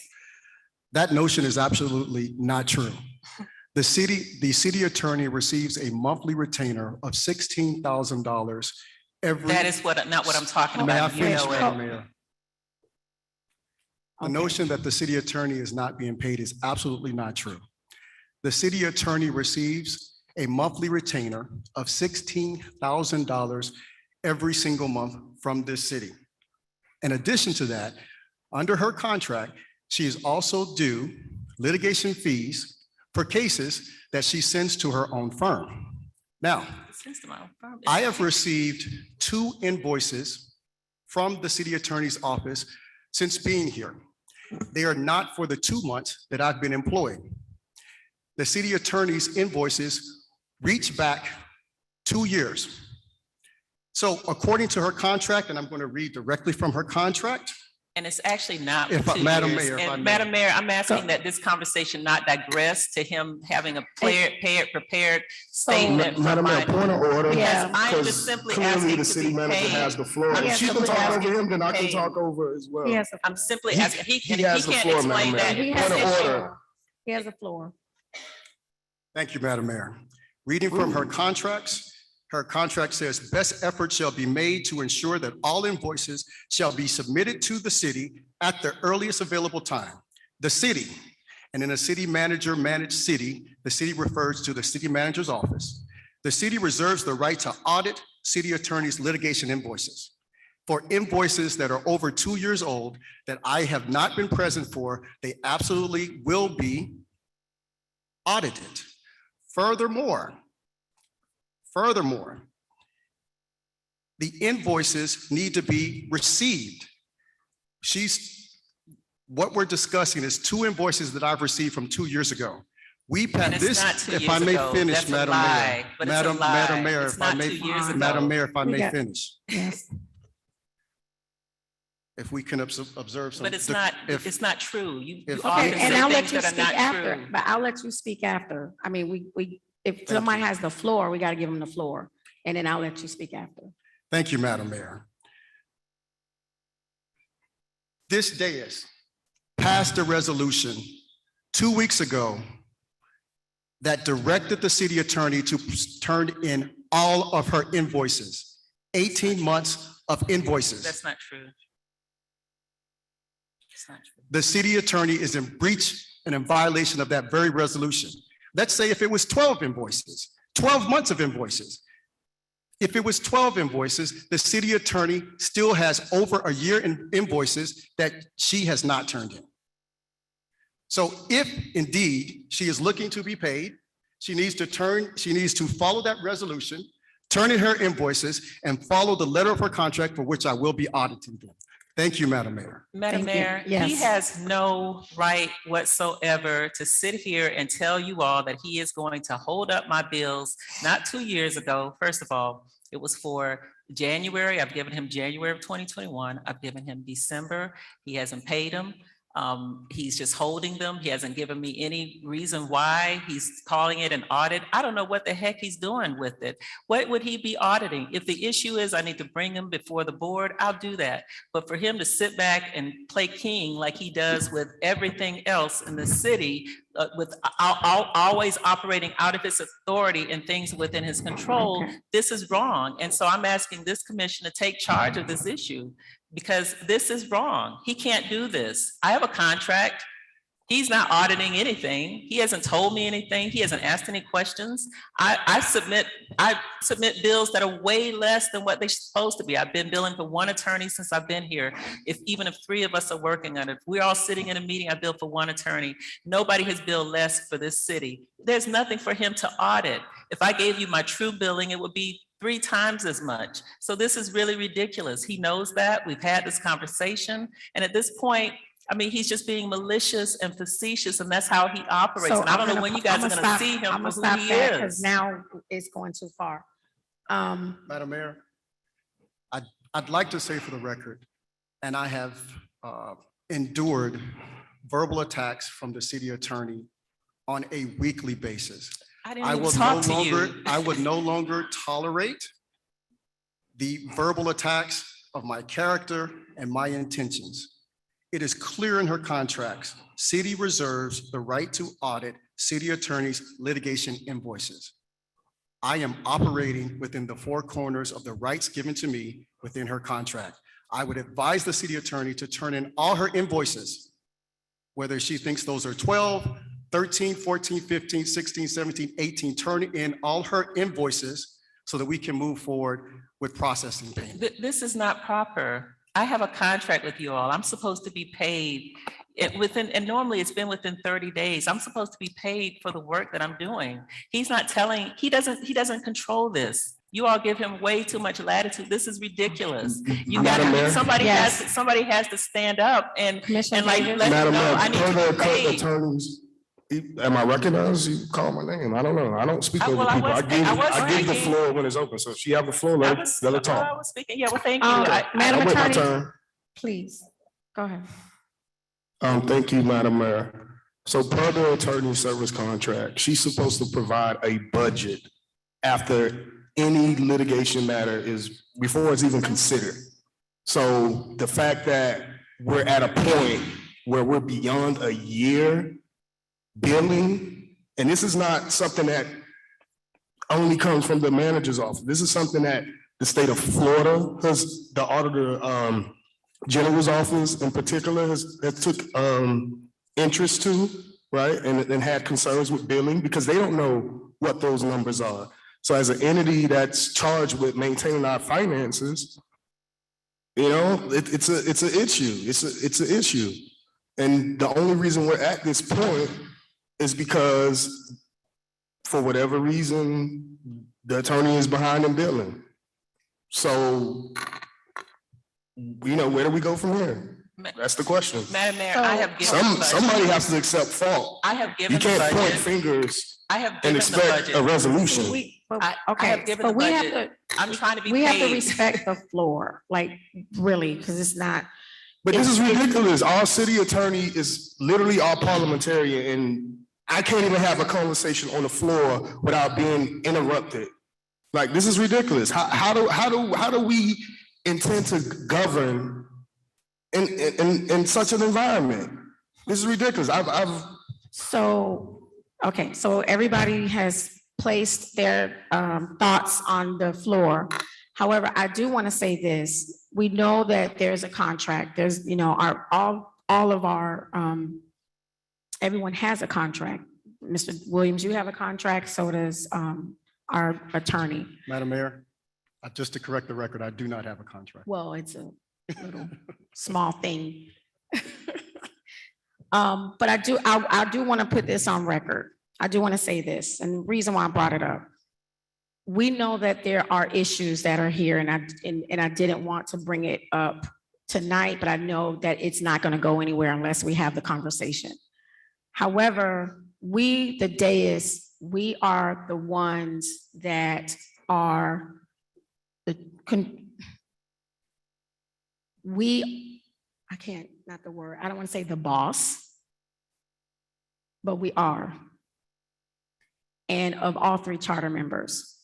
And so what disturbs me is no matter what the push-pull conversation is, no one has the right unless we, the commissioners, say, don't pay one of our charter members based off of push-pull conversations. Now, unless that particular charter member, i.e. in this case, our manager, has a conversation with everyone on the dais to make that something that we all are in agreement. But I cannot see moving forward how if we don't pay, I'm gonna use you for a second, if we don't pay Ms. Flores based off of a push-pull relationship with one of our charter members, that is unfair. That is unfair to you, Ms. Flores. So my position is no matter what, and we're gonna get to the bottom of contracts, we're gonna read them, hopefully it'll come back up in the shade meetings or and anywhere else. I can tell you that, yes, there are some things that need to be worked on and fixed. However, when it comes to paying someone, I don't know how that can be something that we are in agreement with. So that's why I opened that up for the commission to have the conversation, not for, to reopen. That's the only thing I'm asking. So if no one else, Vice Mayor Taylor, Commissioner Bass, unless you all have anything, and I would appreciate if you do, because we need to hear from the commission tonight. We have to hear from you all. Madam Mayor? Vice Mayor Taylor. Okay, so what I heard was two things. The attorney said that she presented the bills and the manager stated, also one of my colleagues stated that she didn't. Based on the billing that was presented 2 weeks ago, that Friday, can we bring her current? Mr. Manager, through the mayor to the manager. Could you give me a little bit more clarification on your question, Vice Mayor? It was stated that, the mayor stated that the attorney is not being paid. The attorney said that she submitted her billings 2 weeks ago, that Friday. No, No, you sir. didn't say that. No, sir. I submitted billing for December of 2020 Uh-huh. and January of 2021. He has those bills. He's Okay, kept let me those start with bills that. since So he's been For here. December and January. Yes. Were you paid for December and January? No, I was not. Okay, so, Mr. Manager, can we pay her for December and January? Once those bills are completely audited, we absolutely can. This is not, But what is this is, the if I audit may, based- Vice Mayor, this is not an issue personal to the city attorney. I will submit invoices for audit for anything over 12 months, for anything over 12 months. But it's not. And if I may, Vice Mayor, it needs to be clarified for the record, some points that were made by the mayor. No one is withholding the payment of an employee. This is a contractual matter which falls under the authority of the city manager. Now, if the commission wants to take responsibilities for these, what I believe will subsequently be in its totality, 18 months of invoices for your approval, for your review, for your audited, for what has happened in litigation matters for the last 18 months, I certainly will remove that authority from my office and turn it over to the dais. Okay, but Mr. Manager, the 18 months, I understand. But she said from December 2021 to January 2022. So that's what was stated. Those are the bills that she said that she So provided. then let me say for the record, that is not true. She turned in the 2 months that I've been here, I have received 2 invoices from the city attorney's office. One is in December of 2020, and one is in for January of 2021. That's all my office have received. So what was delivered or emailed to the manager 2 weeks ago, Madam Attorney? If I may, through the mayor, that was in response to you all's resolution, which I followed the letter of the resolution and responded to every paragraph of it and responded to every word of that resolution.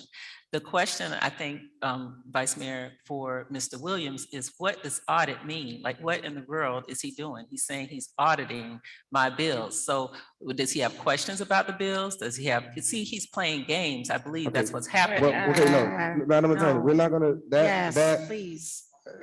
That's the problem. my question was, because we don't want to I don't want to get into the push-pull because it's just going to take us down a slippery, another argument session. I don't want to do with that. So I'm asking, did you submit the bills for December, like you said, in January? I did. I submitted bills for December and January. So December of 2021 and January of 21. Yes, sir. And he's had them for weeks, for 21, January of 21 and December of 2020. He's had them for weeks and weeks, and since he's been here pretty much, and he has not paid the bills. And so they're small bills. Doesn't take a long time to go through them. They're specific. I would bring them to the dais myself, but they have some attorney-client type of information in them, which is why most litigation bills go through the city manager's office, and they have for all of the other managers. So just for clarity and understanding, there's 2 sets of bills that I hear the manager say. One is litigation bills and the other is retainer. No. Yes. You said retainer. You said she gets a retainer every month. The retainer is as I bill it. That's so like, the retainer, one second, Madam Attorney. The retainer has been received and it's up to date. the retainer is up to date to my last invoice, and Which this, I believe it might have been not last month, but the month before last. So the retainer is May, April. The last time you received a payment for a retainer. Right, that's not the issue. The issue is the No, I litigation. understand. Wait, give me 1 second. You gotta take me slow. Because you all are fussing and going back and forth, but we need to get, that's what the mayor is saying. She wants to get clarity. So the retainer is up to date up until April. But what is behind from 2020, which is what the manager is saying, is the outside litigation. Right, so the issue is. Outside litigation. Right, outside litigation. So Okay, no, it's that's not from- outside. I'm counsel for the city, So but from- the issue is, Wait 1 second, because I'm trying to write it down. Take me slow. December, we have received in January of 2021. yes. Was received. He So has it. after that was the last bill that was turned in? That was the last litigation bill received. Now, my next question to the manager, as far as the audit is concerned, that would be considered in 2020's audit? 2020 audit is complete, right? With billing caught up and everything. The 2020 audit is not complete? It's not complete. That's correct. But because you said 18 months, so 19 is complete. 19 is complete. Correct. So that billing is up to date. Correct. 2020 is what you're waiting on now to pay the city attorney. 20. I'm not sure I understand the question. 2020. We need the entire year of 2021. She has submitted the invoice for December 2020. And if I may, Vice Mayor? Mr. Darvin. Thank you. Oh, sorry. To be clear, every single retainer invoice that has been submitted by the city attorney my office has processed and paid. These are current invoices that I have authority over. To also be clear, if there was something nefarious going on to where I was attempting to somehow attack the city attorney through the powers under my office, we wouldn't pay any of the invoices. These are invoices that are 2 years old. The two that she submitted that she said are small bills are $30,000 with cases and claims that have not been listed in litigation from the city attorney's office. Again, if any member of the dais wants to roll through those invoices and give them their approval with their signature, I'm more than welcome to allow that to happen. Mr. Manager, that's not necessary. Come on. Okay. So We're It's just not trying to even get accurate. It's clarity. not You even don't have to- accurate. That's not necessary. It's not even accurate. Madam Attorney, that's not necessary. So 20 and 21 are the invoices that we need. Madam Attorney, Yes, sir. is there any possible way that you can get these invoices to the manager's office? And I can we do a- am, you know what, T knows, they're not in 2021. This is what we talked about last week, last month. They're not even doing the audit. So this whole big charade that took place last week. we're not doing a charade. This whole thing that No. took place, Madam what Attorney, took is place it- 2 weeks ago it didn't have anything to do with anything because But they had is already there- had the bills for 2020.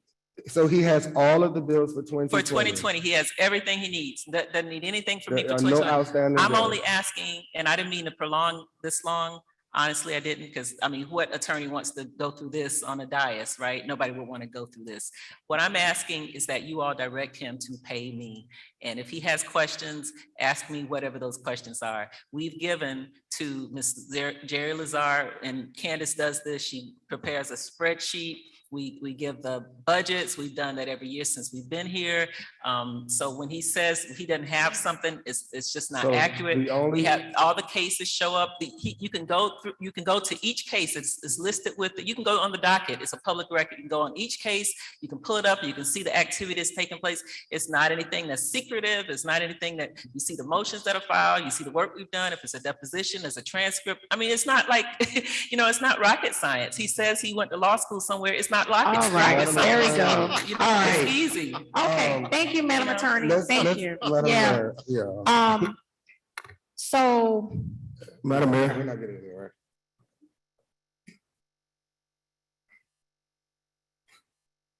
Can we, yeah, so move on? for sake of time, I did.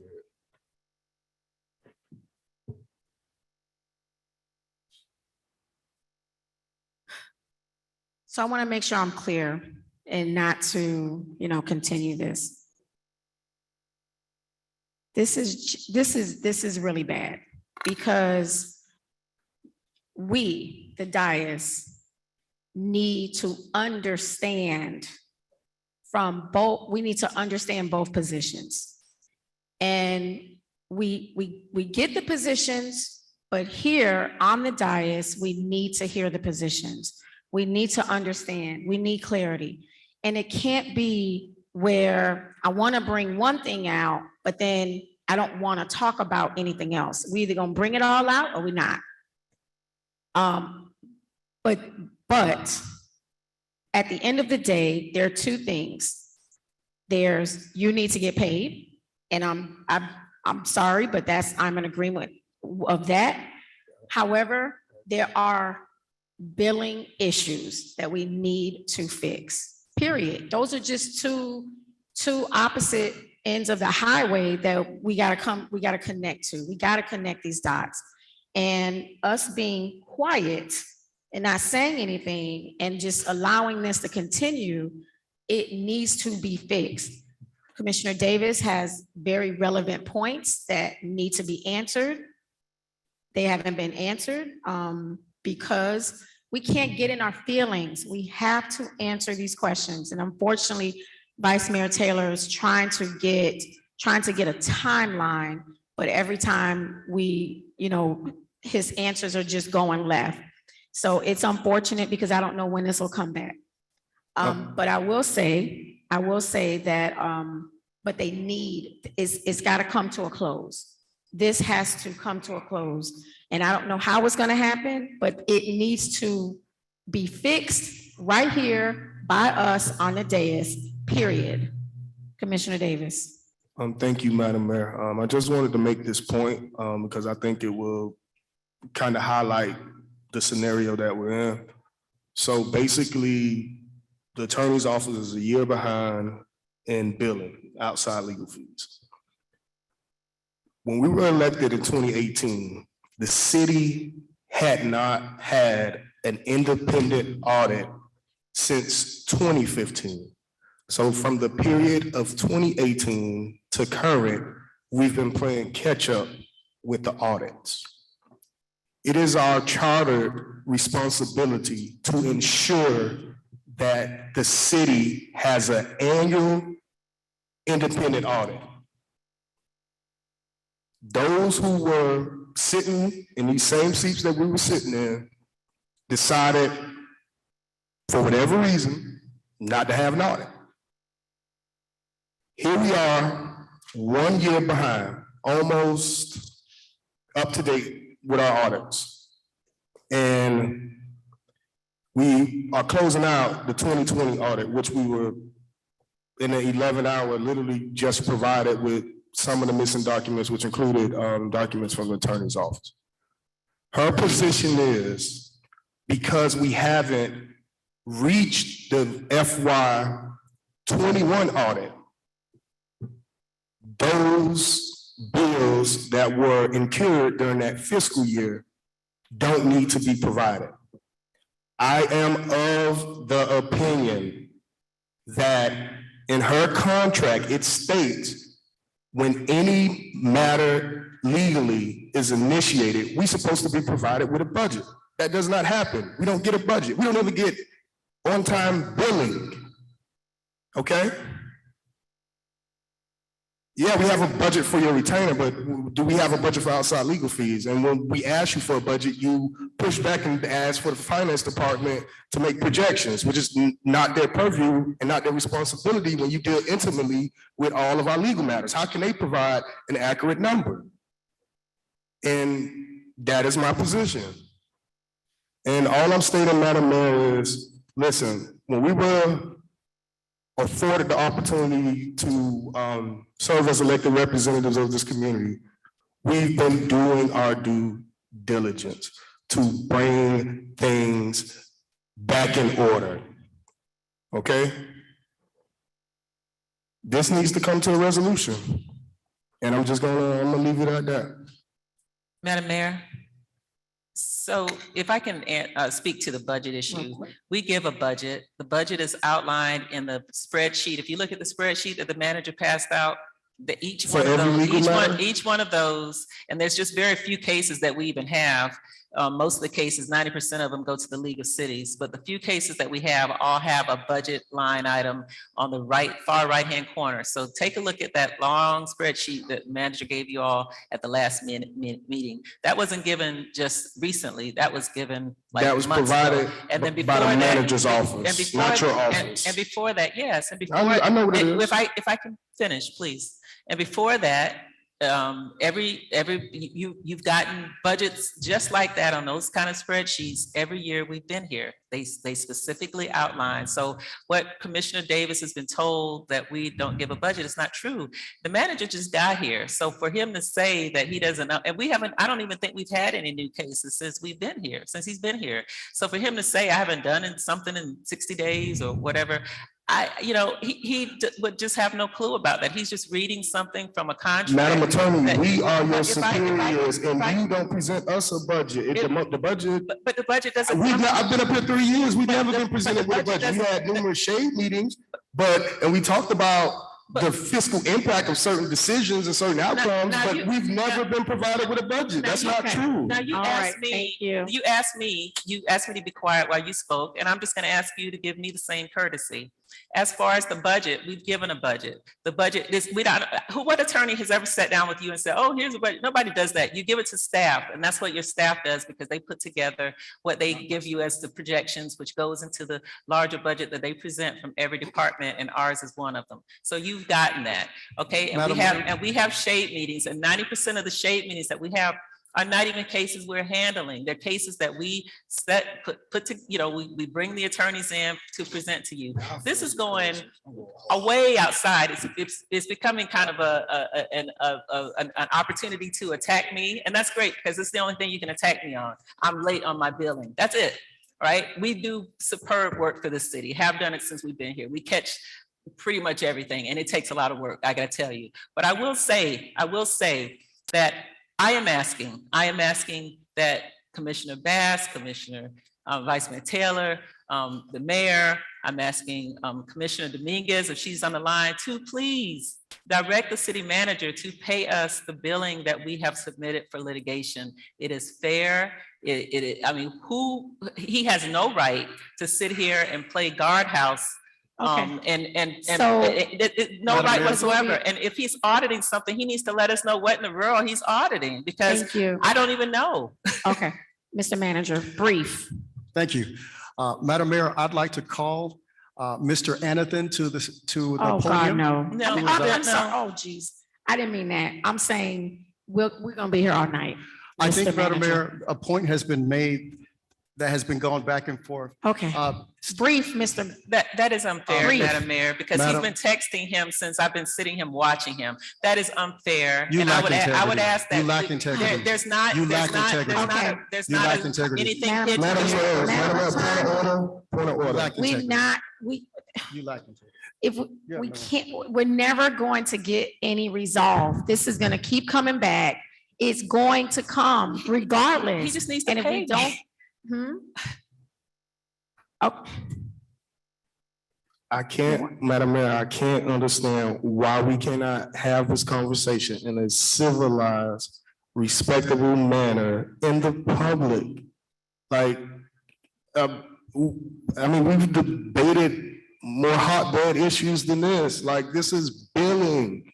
It doesn't get more black and white than this. We dealing with contracts. Like, this amazes me. Like, it's in black and white. okay, so it's already open. Mr. Anathan, you've been summoned. Thank you. So, thank you, Madam Mayor. So for clarification, Mr. Anathan has been, his title is the Budget and Risk Administrator. He's been in the city, I'd like for him to state.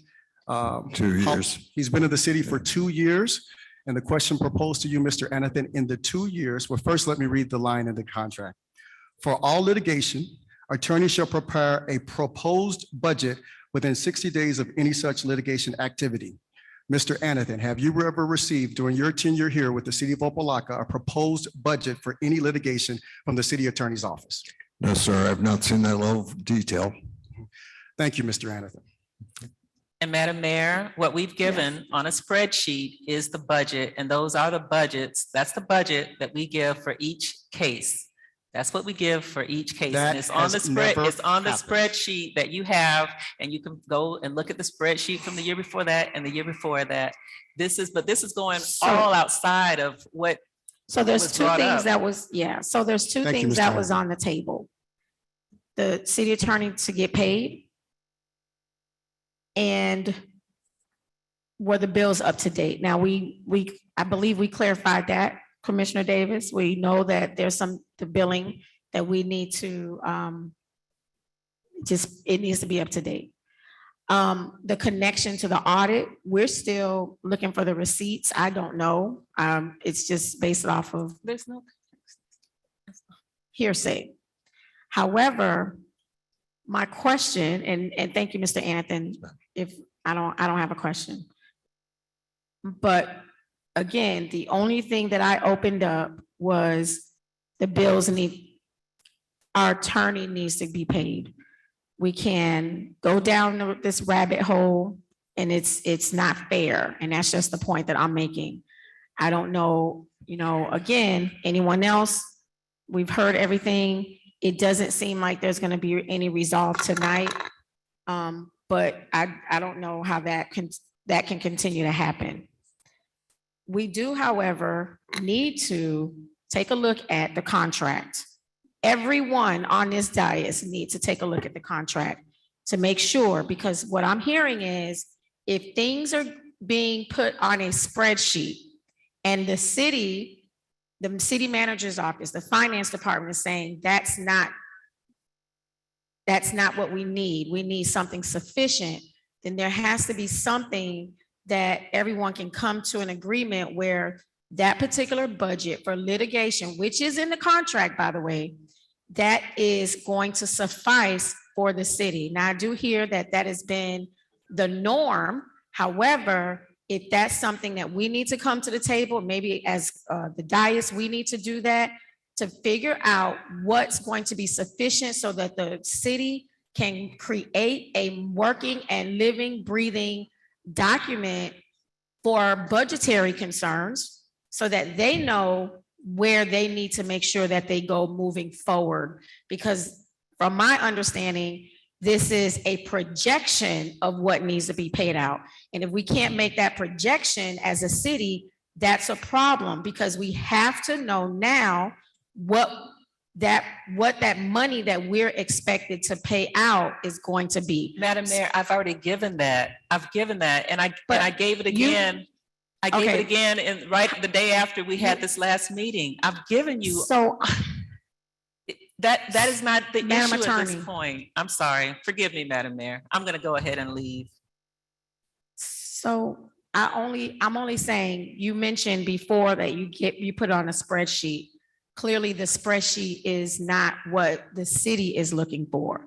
So what I'm saying is clearly we need to come up with a system of what that projection looks like. There's no reason to, I mean, that's not something that is I've done that. difficult. I've done that. I've given them the amount. I've given them the projected amount for on a this year. Even spreadsheet. he asked about 2023. I don't even know what cases we were giving him. I gave him 2023. We're no longer taking the litigation cases, really. They go to the league. I've been asking that they go to the league, right? I'm not even trying to do it if I don't have to. I do the ones that I have to do, and the ones that we're doing, we're getting money back in. So when he's sitting here making you all think there's some big projection and some big, it's non-existent. The cases that we have are cases you're getting money back in, right? Madam Mayor. Like if you remember the shade meetings that we had, you're getting money back in those cases. You're Madam getting Mayor. or property or whatever. Yes, sir. Okay, Vice Mayor Taylor. Madam Yes, the floor. Attorney, I think what the mayor is saying is that whatever process that is taking place right now, it's not being communicated well to the city. So I guess what she's asking for is, can we develop a process that there's an understanding on both sides? Though you said you submitted the spreadsheet, but the city is, the management office and budget is saying that, I guess, that's not what we need. So the mayor's request, I believe what she's saying is, can we figure out, one, what the budget, what Ms. Brazier and what the manager actually I've needs, given that. and give that to them. Okay, And put maybe we can, rather than prolonging this meeting, perhaps we can set a special meeting, and that special meeting can include, I just bring the bills, and then you all can look at the bills and you can approve my bills, because I can't do this where I can't get paid. You know what I mean? It's this, and he's sitting here and he's sitting here saying he's auditing something that is we not all even agree real. with you. We all agree with Yes. you about the pay. But I guess I know the conversation went left because it went personal.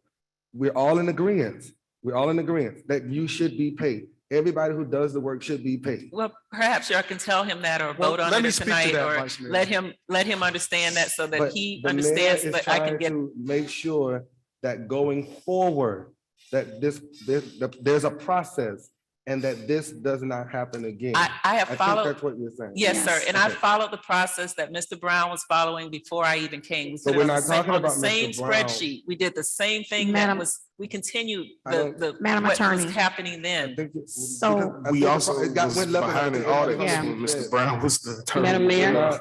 okay, no, Madam Mayor. Attorney Brown. No. Mr. Brown, I'm an attorney, so I don't go Madam around calling Mayor? people attorneys. Yes, so and Commissioner so. Bass, we haven't heard from you. Thank you so much.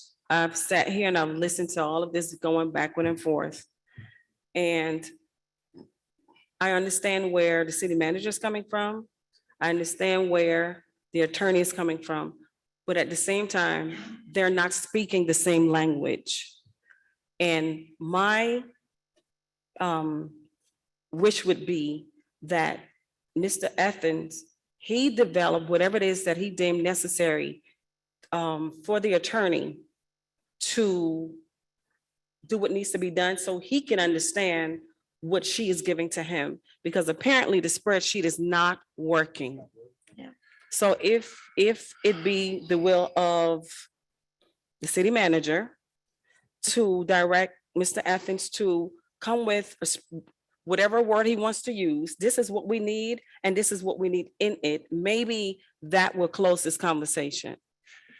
Thank you. Yes, Mr. Manager. Yes, so integrity is important here. Facts are important here. The fact is, the city manager's office created the spreadsheet, not the city attorney's office. I directed my office to create that spreadsheet to assist the city attorney and to assist the finance department on the provision of what they need. They had provided some information input in there. They had listed some numbers in there. And the previous year, when they did that, when Mr. Brunson found out that they had generated those numbers, he would not move forward with the audit. The fact is, he demanded that the city attorney sign off on the work that the finance department did the previous year. And the city attorney waited until the last minute to sign off on that documentation that was demanded by Mr. Brunson. Mr. Brunson threatened to walk away and depart from this audit before, if that was not done. We have the documentation to prove that. Now, here we are again, another year. This year, as I've shared with some individual members of this dais, I informed the finance department, you will not fill in anything on this spreadsheet. We're not going to go through this again with a different number of audits. And whereas we had a friendlier relationship with Mr. Brunson, we're now dealing with the national firm by Markham. It is imperative. Now, I want the information. Our office has offered to do workshops, to sit with the city attorney, and even in the last commission meeting, when Ms. Lazar was being attacked, she gave a clear detail of what's missing. For example, there is a case that was settled by directing the city manager to give city property to the litigant. That city property was provided, but there's no number attached to the property. If you look back at the commission meeting, the city attorney directed Ms. Lazar to Google search and get a property appraisal for the value. Now, if you're using property in a settlement negotiation, you've already assigned value to that. All you need to do now is provide that information to the finance department. Listen, we saw that, if I may finish, we saw that this case was going to cost us $300,000. We valued this property at $500,000 and recommended that the city manager turn over this land to the litigant. The city manager agreed, signed off on the settlement. We can move forward to the next case. And I don't mind directing my staff to come in on a Saturday, whenever it's needed, to sit with the city attorney and go line by line by line. But the problem is, every single time anything is requested of the city attorney, what we receive in return is, you're attacking me, you're out to get me, I don't deserve this. And that has nothing to do with the work that's needed. That has nothing to, now, if we're going to have a recommended process, let's discuss process, true process. When a case comes into this city, and this is information for all members of the dais, I hope that Commissioner Dominguez is still available. When a case comes into the city, the normal process is that the city attorney creates a proposed budget for that case with recommendations, brings it to the commission and says, I recommend you send it to the League of Cities, and this is why. I recommend that my firm handle it, and this is why. This case requires special litigation services. I'm recommended for it to go to this firm, and why. And then the dais should be directing the city attorney where that case goes. That should be happening every single time. And to my understanding, that has never happened. Further, that would clean up this whole process. As city manager, I'm looking at the financial aspect of this case. If you look at everything that I've requested, it's the financial aspect of this case. Although the city attorney has constantly demeaned me and belittled me, I have sat right here on this dais and said in front of the entire audience, I'd like to commend the city attorney for the work that she's done on the ASME contract. I do not feel like another firm could have gotten us further along than that. I am not biased to the city attorney. The notion that I had some personal vendetta to the city attorney is beyond logical. If the city attorney did the work of her contract, provided the proposed budgets, provide the litigation services that we're asking for, provide the numbers and financial data that is required of her position, we would not be in this situation. And I'd like to make one further point. The notion that we're all in agreement here that the city attorney should get paid is, I have to stand against that. I represent the city of Opa-locka. Every city outside of Opa-locka actually has a policy that if you're a vendor and you don't turn your invoice in by a certain time, you do not get paid. So this notion that a year and a half later, that you're just going to throw invoices upon my desk for litigation services for cases you have not even given a proposed budget for, and I'm just going as city manager, look at that liability, $20,000 a month, and just go, okay, that's not the fiduciary duty of this office. Mr. Mayor, Thank you. Madam Madam Mayor. Mayor. Yes, and Miss Candace Cobb would like to comment because she actually prepares the reports and so forth. But let me just say this, all of that is just talk, and I'll tell you why. Okay, first of all, our policy is you all have the League of Cities as your legal provider. The cases that we do all come here for your consent before we do anything. Maybe Mr. Darwin Williams doesn't know that, but the cases that, for instance, the last one that John Pate wanted to be filed, he came here, we put together a resolution, you all agreed, we filed it, we went forward. In addition to that, we did that case, we've already given a budget for, we've given a budget for all of the cases. So when Mr. Williams, says all of this stuff, he's saying it as though it's accurate, and it's not. And so I don't know how else to say it. I have a track record of honesty and integrity. I have that. I have the stuff in writing. Okay, so let Ms. Cobb comment on. Yes, I just wanted to confirm for you all that I am involved within the drafting of that spreadsheet. Firstly, I spend a lot of time going through each and every case on there and going through a budget for that case. And that is provided every single year. That was provided before Mr. Williams got here. And I'm the one that works on that. So I'm not sure where he's getting his information from, but that is not correct. Secondly, the values for these properties on the settlement for the case that he is referring to, those values for the properties, one, were generated by staff. Two, they are provided within the resolution. They were also provided to finance multiple times. And I just recently sent it again, stating that this documentation has been provided multiple times. So I am not sure where this information is coming from, but I did want to give you all clarity that we are doing the work. The work has been done and it can be viewed and audited. And I would appreciate if you all would go ahead and direct the city manager to pay those invoices. And do know that the work is being done by us. It's not being done by finance. So I'm not sure where they're talking about these numbers, but it was done by us. Thank you. Madam Mayor, to address that point, Mr. Anathan was here before. I was here before. I rely on the integrity and the professionalism of our staff. Mr. Anathan has stated, when Ms. Candace says that she doesn't know where the information came from, she was present when Mr. Anathan stood there at that podium and stated that during his tenure here, he has never received a proposed budget for litigation. Thank you, Madam Mayor. But see, that's what I'm saying. The budget was provided on the spreadsheet that the manager gave, Madam Mayor. If you look on the spreadsheet that the manager passed out at the last meeting, all of the budgets for all of the cases are on those. 90%, no, you didn't, Mr. Darvin Williams, you didn't. 90% of all the cases are lead cases, so they have like 25 because that's what you have to pay for for the deductible for the league. Right? Okay. But the other cases that are not on there, we've given a budget for each of them. And so I don't know what you're shaking your head about because it's right in black and white on the page. I mean, we're Okay, not making so it up. I'm gonna. It's No, please, there. Madam Mayor, please, It's there. please, Madam Mayor.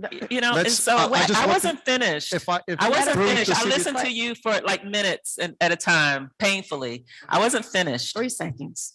Okay, so at this point, Madam Mayor, I'm pleading with you guys, if we can bring this to some closure, because all this does, I mean, I could talk about real issues right now, okay? This is not a real issue for the city of Opa-locka. You all want to hear about real issues? I can go down a whole list of issues that you all have that you need to be concerned about. So for us to spend like 45 minutes or more on this issue, which is not a real issue, when you're not even on the 2021 audit.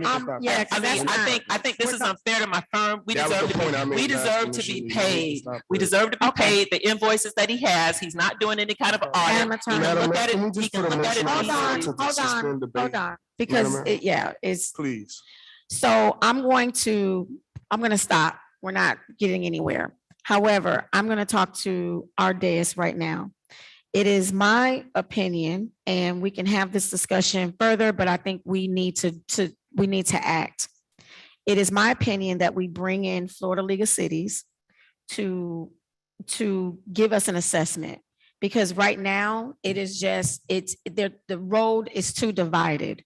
And we need someone not non-biased that's gonna come in and tell us as a dais, commissioners, what's right and what's wrong with this situation.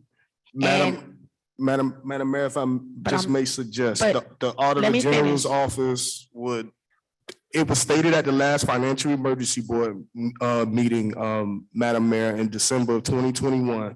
This is not a new issue. Obviously, I've been here. So I was there, but And so, wait. and I spoke to them Wait. as recent So as 2 you weeks. can't So it's have, not- this can't be Burger King. You understand. can't have your way and not. It's not about my You way, asked- Madam Mayor. It's about the No, president. but It's not ever about me. You wanted the floor and I gave you the floor.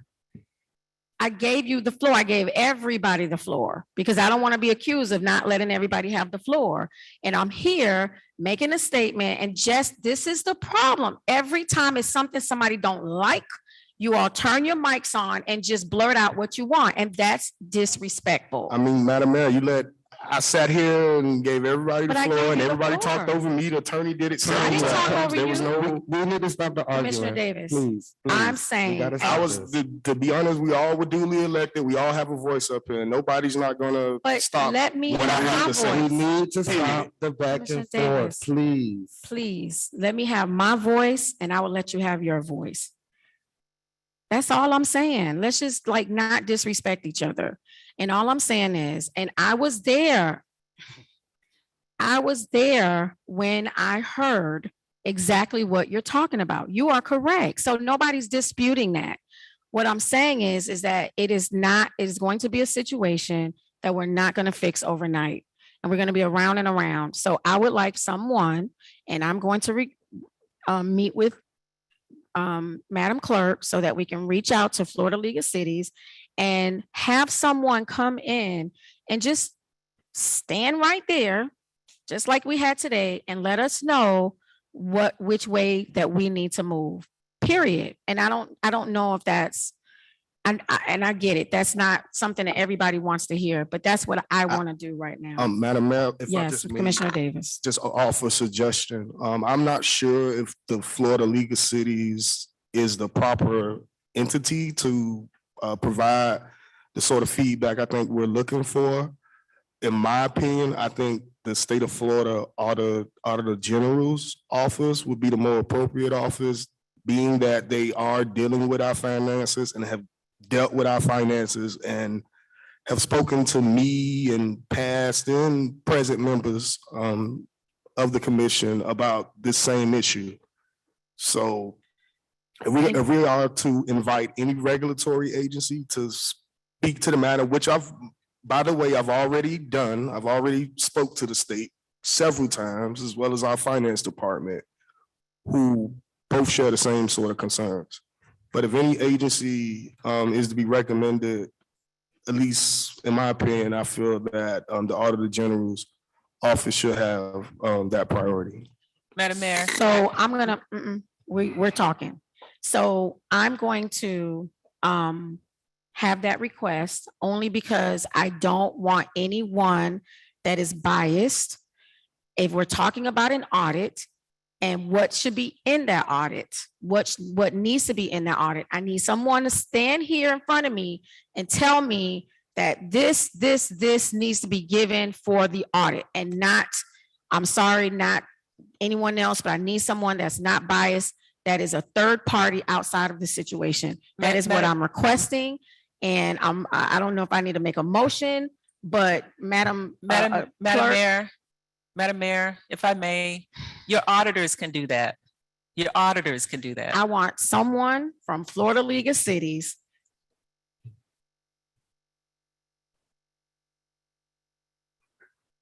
and/or the Auditor General's office to come speak to us about this matter. So we can do that, Madam Attorney. I'm sorry, Madam Clerk. Is that a motion Yeah, on the we can floor? do that. No, I'm actually directing her to do that, not even making a motion. I'm actually directing her as the mayor to do that. Okay? Madam Mayor, can you all deal with the bill that's outstanding, which is the reason why this came up? Because it's not fair that I'm not paid and you all are relying on him to play games with my bill. That's not fair, Mayor. And I'm asking if you all can address this, if each of you can address it and possibly take a motion tonight to get us paid. Madam Mayor, with all due respect to both parties, I believe, as the mayor just stated, to be fair with both of you, we need a third party to make sure this is done correctly. Before we're paid? Only due to discrepancies between both of the info between both of you. But there are no discrepancies in the bill. I mean, this is not something that the Auditor General's office would come in and see if I would be paid. This is like a game, is what I'm trying to tell you.